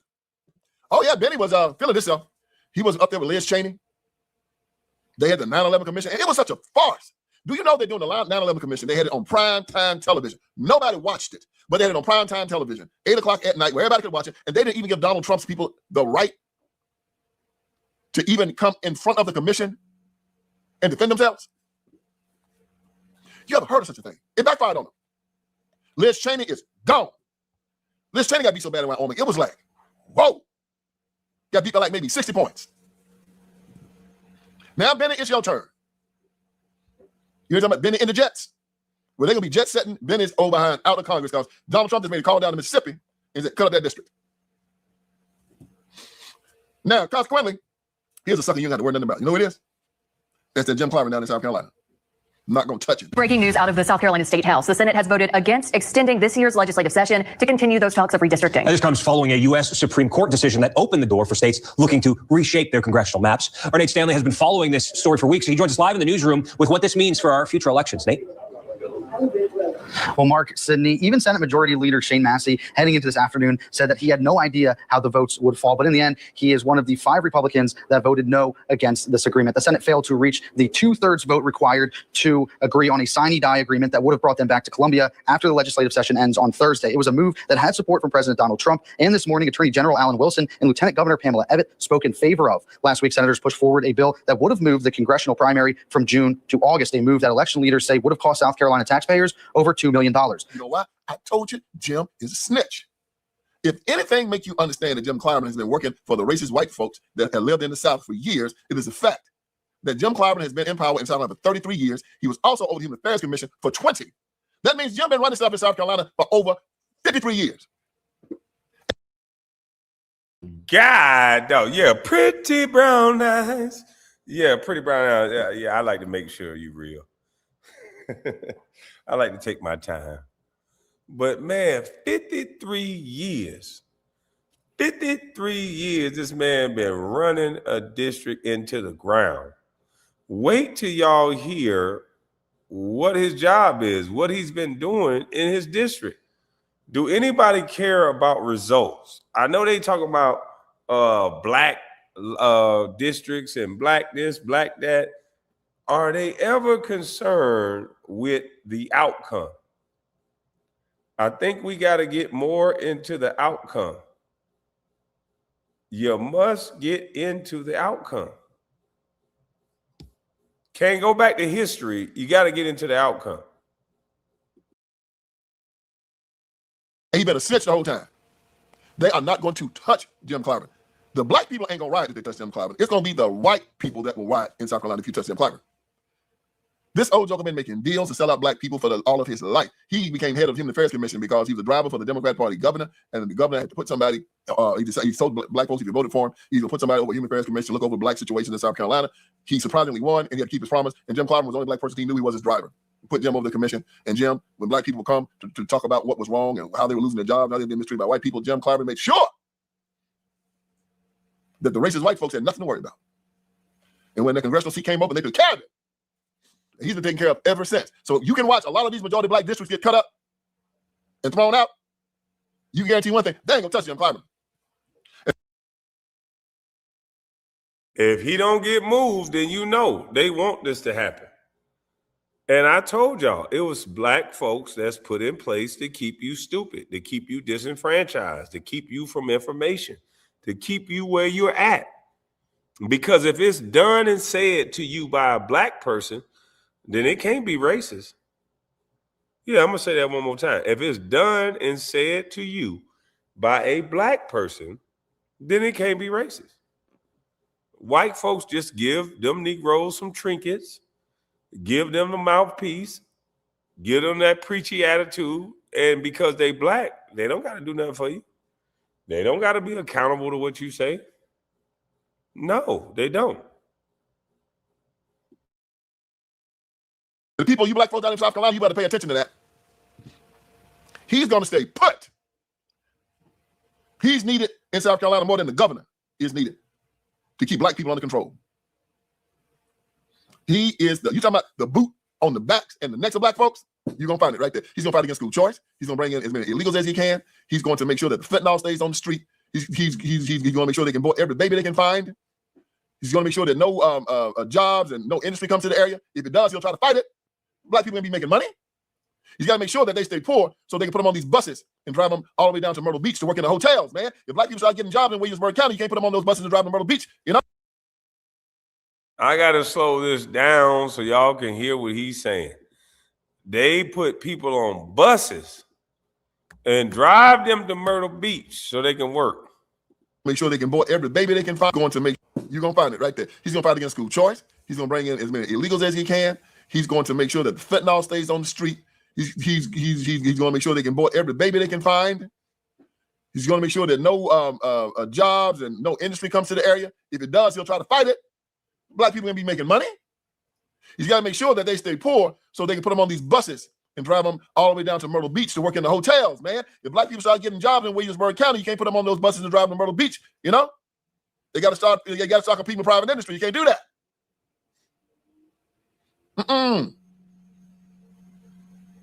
You got to have people go in the fields and pick the squash and fish the berries, all that kind of stuff. No, you can't bring industry up in that area. These people need their maids and they need their yard people, and they all come from Jim Clyburn's district. So they have to be uneducated and they have to have no job opportunities. And they work as maids and they work as cooks and they work as landscapers down in Myrtle Beach, down in Charleston, and in the other cities around. And that's Jim's job. Keep them where they are. So you ain't got to worry about Jim Clyburn being kicked out of any power in South Carolina. But the rest of these guys, the rest of these stupid jokers that didn't know how to play the game like Jim played it and just talked a little bit too much, they are in a whole crap load of trouble.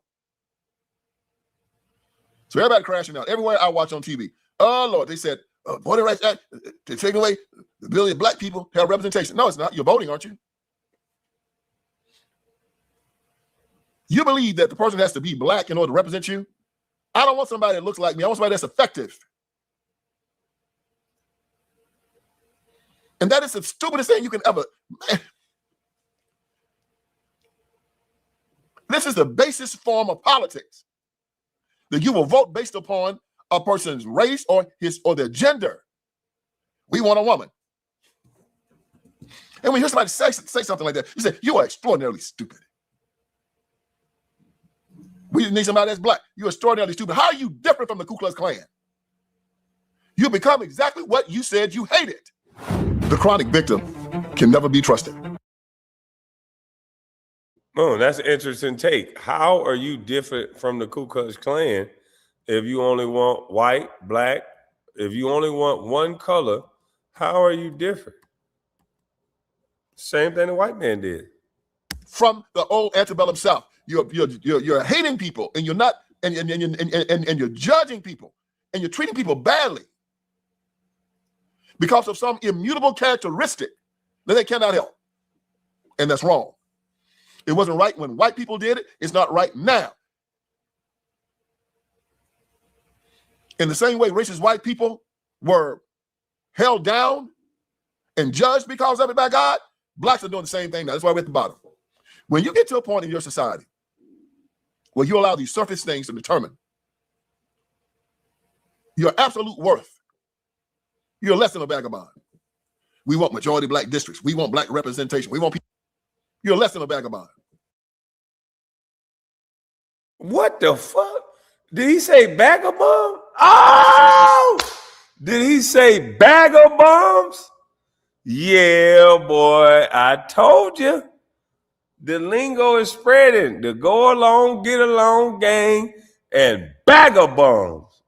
Bag of bombs, you can't stand bag of bombs. They always bagging and bumming. Ain't never got nothing to borrow. Ain't never got nothing to give back. They bagging and they bumming. They bag of bombs. They begging and bumming. Woo!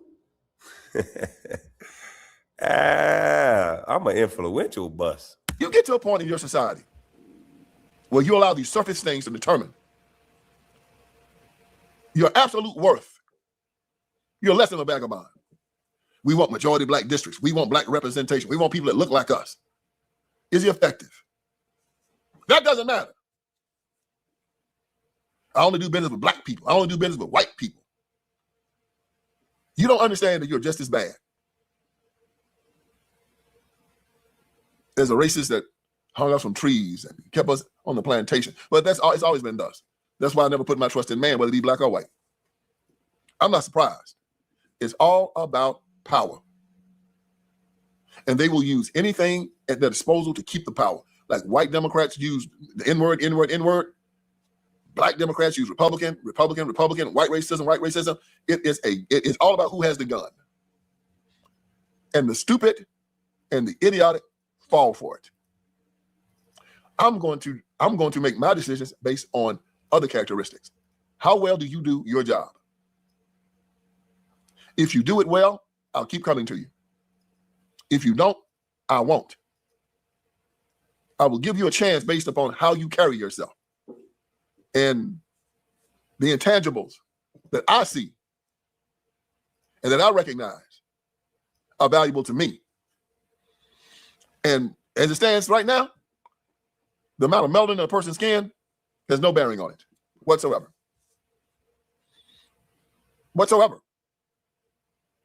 I'm not going to turn you away because of it. And I'm not going to give you special dispensation on cause of it. I'll recognize whether or not you're white, black, Asian, Jewish, whatever. And then I'll say, okay, young man, young lady, let me learn more about you. And if y'all want to see the rest of it, you got to go on Vincent Everett Ellison show. We got another video from Kingdom Reacts.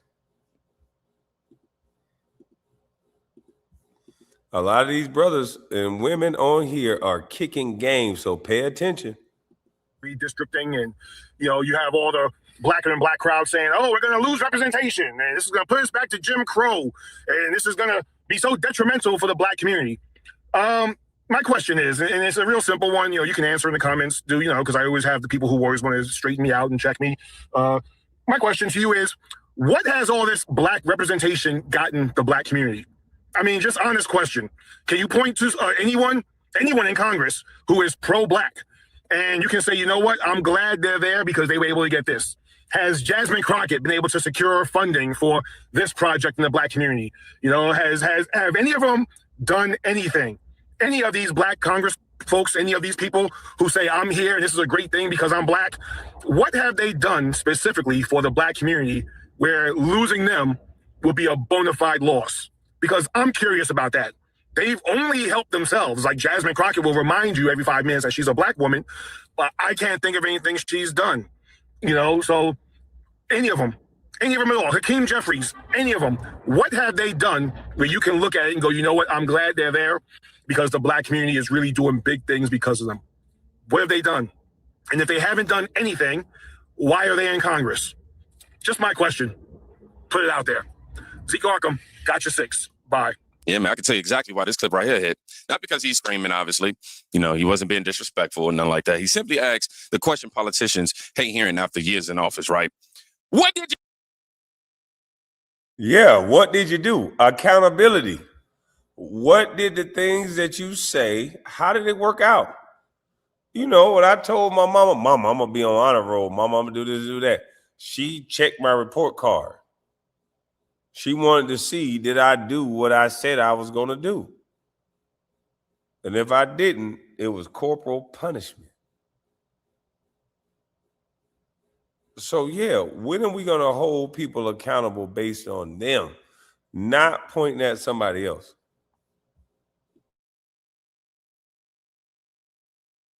And once that happens, obviously, the panic is going to start. Because while some people are asking about results, others are realizing the political math may not be mathing anymore. Equally, and that's a very important concept for us to maintain. This is another fact. Democrats spent decades trying to engineer electoral maps that divided Americans, and this decision from the Supreme Court hopefully ends that terrible practice once and for all. We find it amusing that Democrats are suddenly concerned about fair congressional representation, they say. And I challenge those Democrats to raise those concerns with the Republican congressman from Massachusetts, Connecticut, or Rhode Island. They'll have a hard time doing that, of course, because Democrats have gerrymandered Republicans completely out of those states.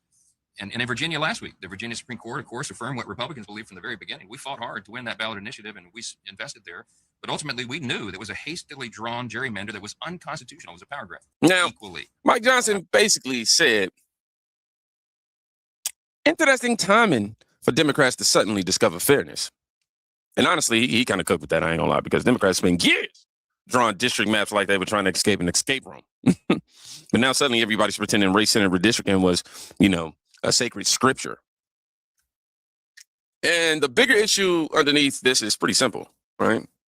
I'm over here looking like, man, But yeah, it's pretty simple, y'all. If voters are only expected to support somebody because they physically resemble them, eventually people start asking whether that representation, whether that's actual representation or just emotional marketing. That question right there challenges the whole energy, if you will. And then we got my guy, Tim Scott. He walked into the conversation like, evidence that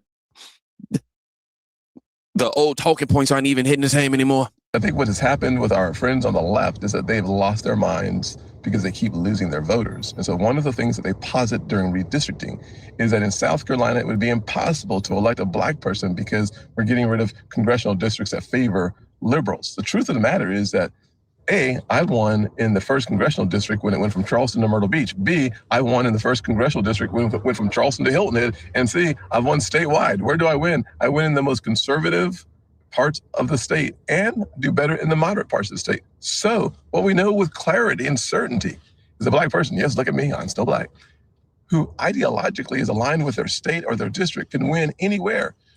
Final point is simply this. You can have a concern about having minority populations, and I don't mean blacks at this time, I mean Democrats in South Carolina, go without representation based on a congressional map. But the one thing you cannot argue is that people of color can't win who are ideologically aligned with the state. And I gotta say this with great certainty. South Carolina will elect people who don't look like the majority population because we've already done so, but we'll also elect people who do.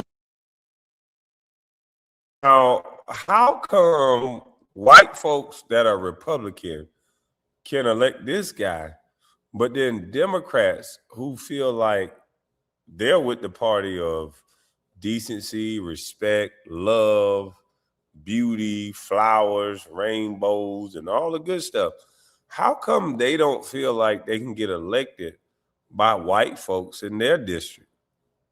Why are they so afraid? They're the ones that got all the loving people with them.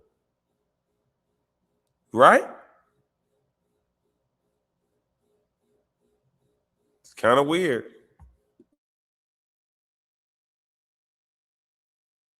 You feel like, walk like, and talk like philosophically who we are as South Carolinians, consistently conservative. Now, Tim Scott frustrates people because he doesn't fit into the political story. They want black voters to stay inside, right? The man said, I won in conservative areas. I won statewide. I won because voters agree with me. Pretty simple, right? But for some reason, that idea makes certain, commentators malfunction. Big time reality. Then CNN actually. You know why it make them malfunction? It make them malfunction because it don't fit the narrative. They don't want to behave. They don't want to talk with respect. They want the dude that's faking like a tough Afro dashiki some gun and jumping around and giving people a good emotional feeling and not a good education and understanding of politics, something that is so vital and so important. They teach us at an early age to not talk about it amongst our family, not talk about it amongst our friends. And as long as we're having a respectful dialogue, which we all family, we should be able to do, what does it matter?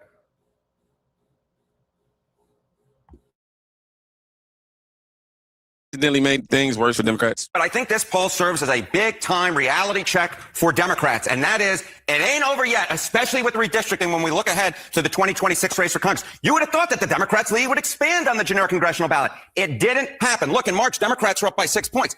Look at this now. Democrats are up by 3 points, and I want you to note the yellow lettering. No clear leader. It is within the margin of error. So despite all of the talk about Donald Trump's unpopularity, the fact is Republicans very much remain in the game when it comes to the congressional midterms, which are occurring in what, 6 or 7 months at this point? Yes, and don't call me Shirley. So a lead of 3 points in the generic ballot test here. Does that get the job done? No, it might not actually get the job done. And I love any reference to airplane, I will say, and Leslie Nielsen. Look at this. Okay, take a look here. Democrats in the national House vote margin. According to my estimate, what they need for control with redistricting in terms of the national popular vote is somewhere of a win between 3 and 4 points. What's CNN's current poll with no clear leader? It's a 3-point advantage. If this were, in fact, the actual result come election day, the race for Congress, the race for the House, would be basically a toss-up. And that is why the redistricting efforts that have been happening are so important. Because before the redistricting happened, Democrats essentially just needed to win the national House popular vote in order to win control of the House of Representatives. But now, with the redistricting, their ladder, they have to climb ever higher. And a 3-point win may very well not do it. This is well within the realm of possibilities. Could be Democrats take back the House. You know, if Democrats outperform the CNN poll by a few points, they take it back. But they could underperform as well. And that would be big-time. Yeah, you know it's rough when even CNN starts sounding like your friend trying not to ruin your confidence before, a breakup. No clear leader. That phrase hit Democrats like bad Wi-Fi doing the job interview, y'all. Because despite all the anti-Trump coverage, despite all the outrage cycles, despite all the dramatic headlines, voters still aren't fully buying back in. They're not buying back in because they're looking for a plan. What is your plan? We're watching these young kids get unalive in your streets. We're watching how you're radicalizing people against ICE and the president and everybody you don't agree with. And there's some people that they don't want other people to start making assumptions about them. So I think it's people that's not touching this with a 20-foot pole because they know the emotions and things that's connected to this situation. No, that's not, just a polling problem either. That's an energy problem. People can feel when a party sounds passionate versus when it sounds exhausted. Excuse me. Now the conversation moves into the part that makes cable news panels start breathing hard through their noses. Just because you're not going to have a black congressman, why is it that a Republican can't do just as well representing black voters as a Democrat? Because why they aren't electing. Why does your race determine your politics? It does. No. You're making my point, actually. The assumption is black people. No. The assumption is black people will only elect black people. No, black people are smart enough to elect. No, let me finish. Black people will elect people who will actually represent them, who have their best interests in heart. And what Republicans have done in Tennessee is dismantle the power for black people to have their voice. They did the same thing in Texas because they said they thought Latinos were going to swing for Republicans. There are black people that are represented. I'm black and I got a Republican president right now. Black people don't elect black people based on race. They elect people that are aligned with their moral, their beliefs in justice. And Biden just took that away from them in Tennessee and in other states. I just disagree that the only kind of a politician. Ma'am, that's a damn lie. We only talk about color. We vote color like a mother trucker. Come on, ma'am. Stop lying. We vote woman and we vote color. That's the driving force of our vote. Woman and color. Keep it a buck. Why we can't keep it real? Damn. It's only black women and goddamn whatever these smart talking punks. They gotta be black. They gotta look like us. That's what y'all say. They gotta look like us. They don't care nothing about, it's the white man like Joe Biden that talk disrespectful to you. We love that. Who can elect black people in Congress must be a Democrat. This is just an artificial. That's not what I'm saying. The Democratic That's Party. not what I'm saying. Black voters are still fully franchised and can go vote for whoever they want. Not it what just I'm doesn't saying. have to be a Democrat. This is such an interesting exchange that's happening here because they're both saying, you're making my point. No, you're making my point. What Scott is saying is it shouldn't matter the race, a person, or the party they belong to. You should be voting based on what's important to you. Who has the best ideas? What she's saying is, well, black people do vote according to their values and what they believe in. I have to challenge her on that. Even Jasmine Crockett came out and said, yeah, black people are conservative.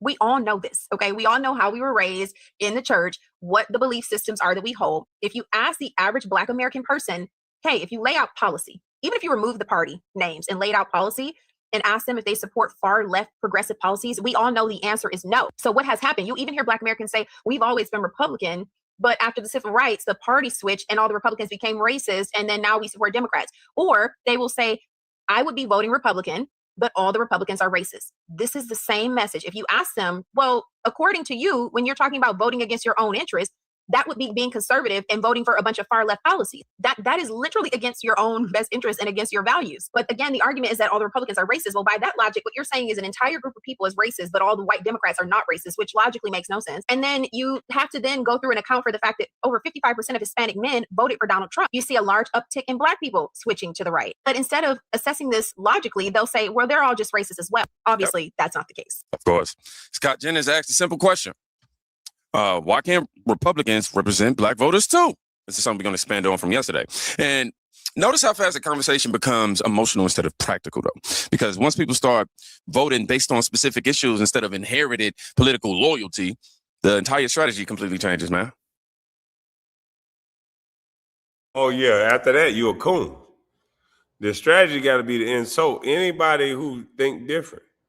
Because if it can't be them bringing you to the hotel, bringing you to places so that white folks can know that your leader is powerful and they make a backhand deal without your knowledge and nothing ever get kicked back to you or anybody else. Like it's a shame. It is a shame what's going on. That's why this debate feels different now. Not louder, just different. People are starting to evaluate politicians like employees instead of celebrities. Meanwhile, Tennessee said they were done playing around completely. What's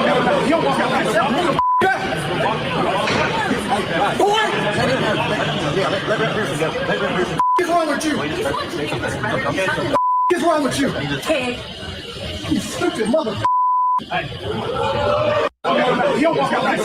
No. FAFO in Tennessee. Tennessee Speaker of the House just stripped every Democrat lawmaker who acted like thugs and trashed the chamber during redistricting of all their committee assignments. This is how to fight back. Well done, Gunther added. See, this is where politics stops, it stopped looking inspirational and started looking like a Walmart customer service dispute over here that we having. Blocking aisles, yelling, trying to create chaos here. Well, Tennessee responded back basically like, look, cool. Hand over those committee badges. I'm over here, right here. Yeah, man, a lot of Americans watched the situation and probably thought the same thing. If regular people acted like this at work, they'd be fired before lunch, man. It'd be over with for you. And then this final clip, it ties the whole conversation together. Just check it out. I ain't got no clever segue to it. This Dr. Umar, pro-Black Pan-African leader, says the Democratic Party no longer wants to be seen as the party of Black folks, but the party of immigrants. Check this out. Bill Clinton and Barack Obama supported the migrant thing. Mm-hmm. Barack Obama and Bill Clinton supported Kamala Harris and Joe Biden bringing migrants off and dropping them off in Black communities. Yeah. Nobody said nothing to Barack Obama yet. It's crazy. Because it was a government agenda. Mm-hmm. Listen, the Democratic Party is tired of being branded the party of Black folks. Mm-hmm. They don't like that because it's hard for them to attract other voters as long as they look like a party of Black folks. Even though they don't do nothing for us. Right. We made them the party of Black folks. Mm-hmm. The reason they was flushing us out with the migrants is so Chicago is no longer predominantly Black. New York is no longer predominantly Black. Other cities are no longer predominantly Black, right? And now the migrants can vote for us instead of the Blacks. Yeah. And they're going to finish what they started when they get back in office. See, and that's why they say, yeah, you told people not to vote for Donald Trump. I didn't tell people not to vote for nobody. I said, well, I'm not voting for you. You can do what you want. Right. I don't vote unless I got a reason. Now, I agree with a lot of what he said. A lot of what he said is spot on. The Democratic Party was never the party of Black folk. They were propped up to be the party of Black folks once they needed us for our vote and courted our vote with welfare and government assistance. Before then, they were the party of anti-Black Americans, the party of slavery, the party of the KKK, the party of Jim Crow, the party that opposed the 13th, 14th, and 15th Amendments, the party that in majority voted against the 1957 Civil Rights Acts, the 1960 Civil Rights Acts, and the 1964 Civil Rights Act. So he's completely right. Black people made them the party of Black folks, but they never were. That was always, in truth, the Republican Party. And it's true. Now they are clearly courting the immigrant vote, and they're doing it the same exact way they courted the Black vote. They're offering them Free stuff. Oh yeah, they opened the borders so they could come across those borders and gave them houses, federal funding, and jobs. And now they're trying to make it where you don't need ID to vote. I wonder who that's for. Oh yeah, these people are notorious for exploiting and oppressing people. They needed Black Americans and used us when they were losing politically and courted us with the welfare program. And it worked. But now that many Black people are waking up to the actual history and origins of both of these political parties, and there is a swing in young Black Americans from the Democratic Party back to the Republican Party, well, they had to make a new plan. They said, all right, forget these Black people. Let's go ahead and find a new voting bloc. And what do you have? Illegal immigrants coming across the border by the millions. You better learn the true history of who these people really are and exactly what they did to win our vote, because before that, we were never Democrat and never identified as Democrat, and we never should have. That was powerful. All right, I got one last video for y'all. Named Patriot Dad, 1776 at 1:14 in the morning. Not a funny that he was convenient. It's working. It's when you claim to care about the country, but everything that you advocate, patriotism. A word you won't hear on the news. Patriotism. Not patriotism, patriotism. It's when you claim to care about the country, but everything that you advocate is threatening to destroy America. Think about it. Pushing for open borders without a clear and enforceable plan. Patriotism.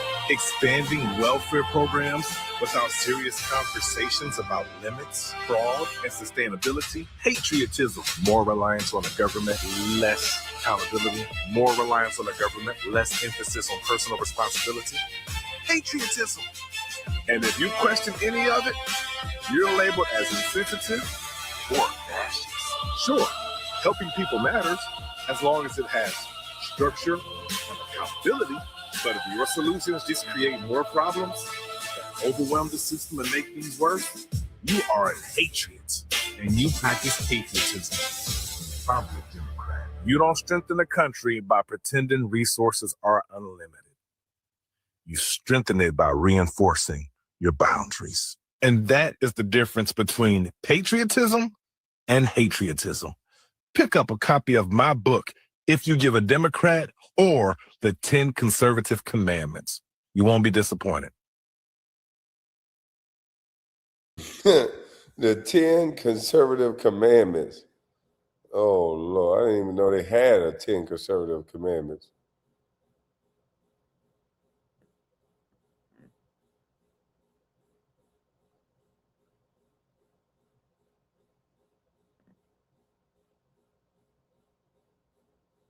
Oh, what kind of friend got time?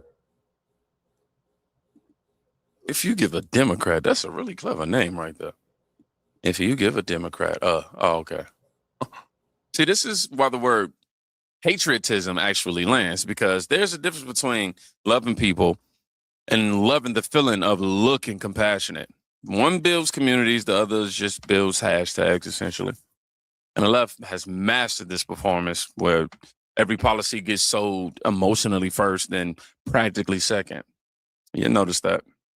The conversation is never, does this work long term? It's, if you question this, what kind of person are you? In Democrat-run cities, finding Black people like myself and convincing us to go back onto the cognitive.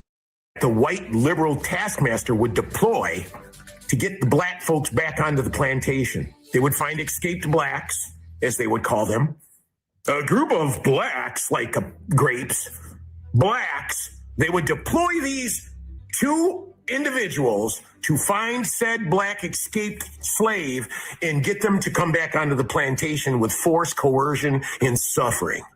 You all saw Roots. You saw what these people did. And it wasn't white people that were out there. They sent Black folks out there to find these Black folks, because identity was more than anything. And in the book Uncle Tom's Cabin, they deployed Sambo and Quimbo to find Uncle Tom. They found Uncle Tom, who was trying to free families from bondage, and they beat him to death. And then Democrats turned the colloquialism, Uncle Tom, into a pejorative, into a negative statement.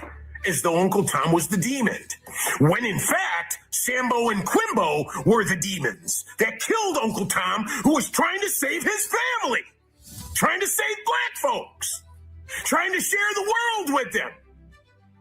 And the same Democrat politicians I see being deployed today in Democrat-run cities, finding black people like myself and convincing us to go back onto the cognitive plantation. Well, I'm not doing it, and neither should you. And to the racist folks that think that all black folks are the same, how are you going to deal with the likes of me and my family and my children, inventors, scientists, entrepreneurs, engineers? We create the next generation of greatness. You can't paint us. I am a mixed American. How do you deal with that? How do you deal with the fact that my mother had green eyes and long brown hair? How do you deal with that? What are you going to call me, a zebra? What are you going to call me, a zebra? No, they ain't going to call you a zebra, but they damn sure going to let you know you ain't black enough. You're going to call me an Oreo? You're going to call me a name? And I'm somehow supposed to feel inferior? I'll have you know I graduated Male Citizen of the Year in an all-white school. And this clip right here is why people get uncomfortable. Not because it's loud, but because it removes excuses without removing dignity. That's different. See, one thing a lot of politicians figured out years ago is that if you keep people emotionally exhausted, they keep evaluating the outcomes. That's why certain cities can struggle for generations under the exact same leadership, and somehow every election still sounds like the sequel to the reboot. Chaos. It became authenticity. Don't know how, don't know why. That might be one of the most destructive scams ever sold to struggling communities. Republicans are racist, right? Well, that's what everyone says. Racist. Racist. Racist. Racist. But which party is the real party of racists?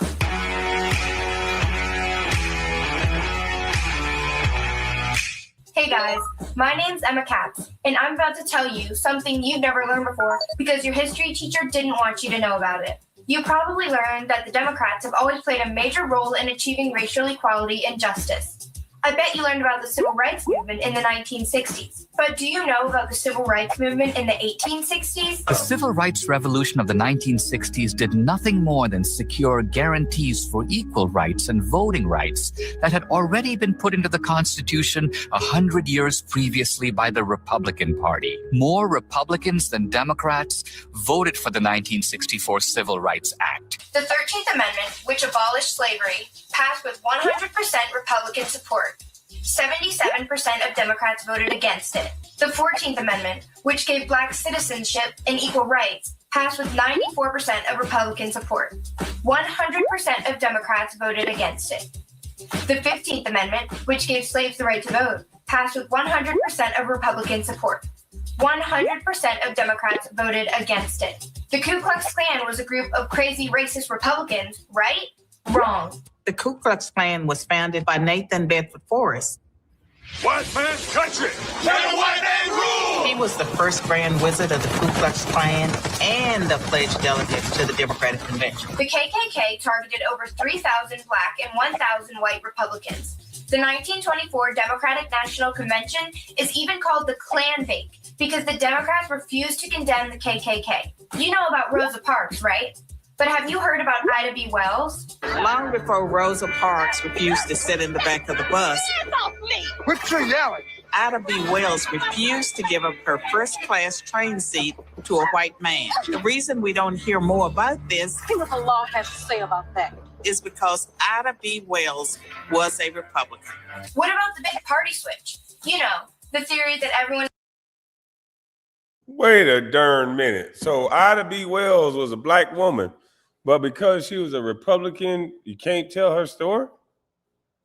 Diabolical. was a Republican.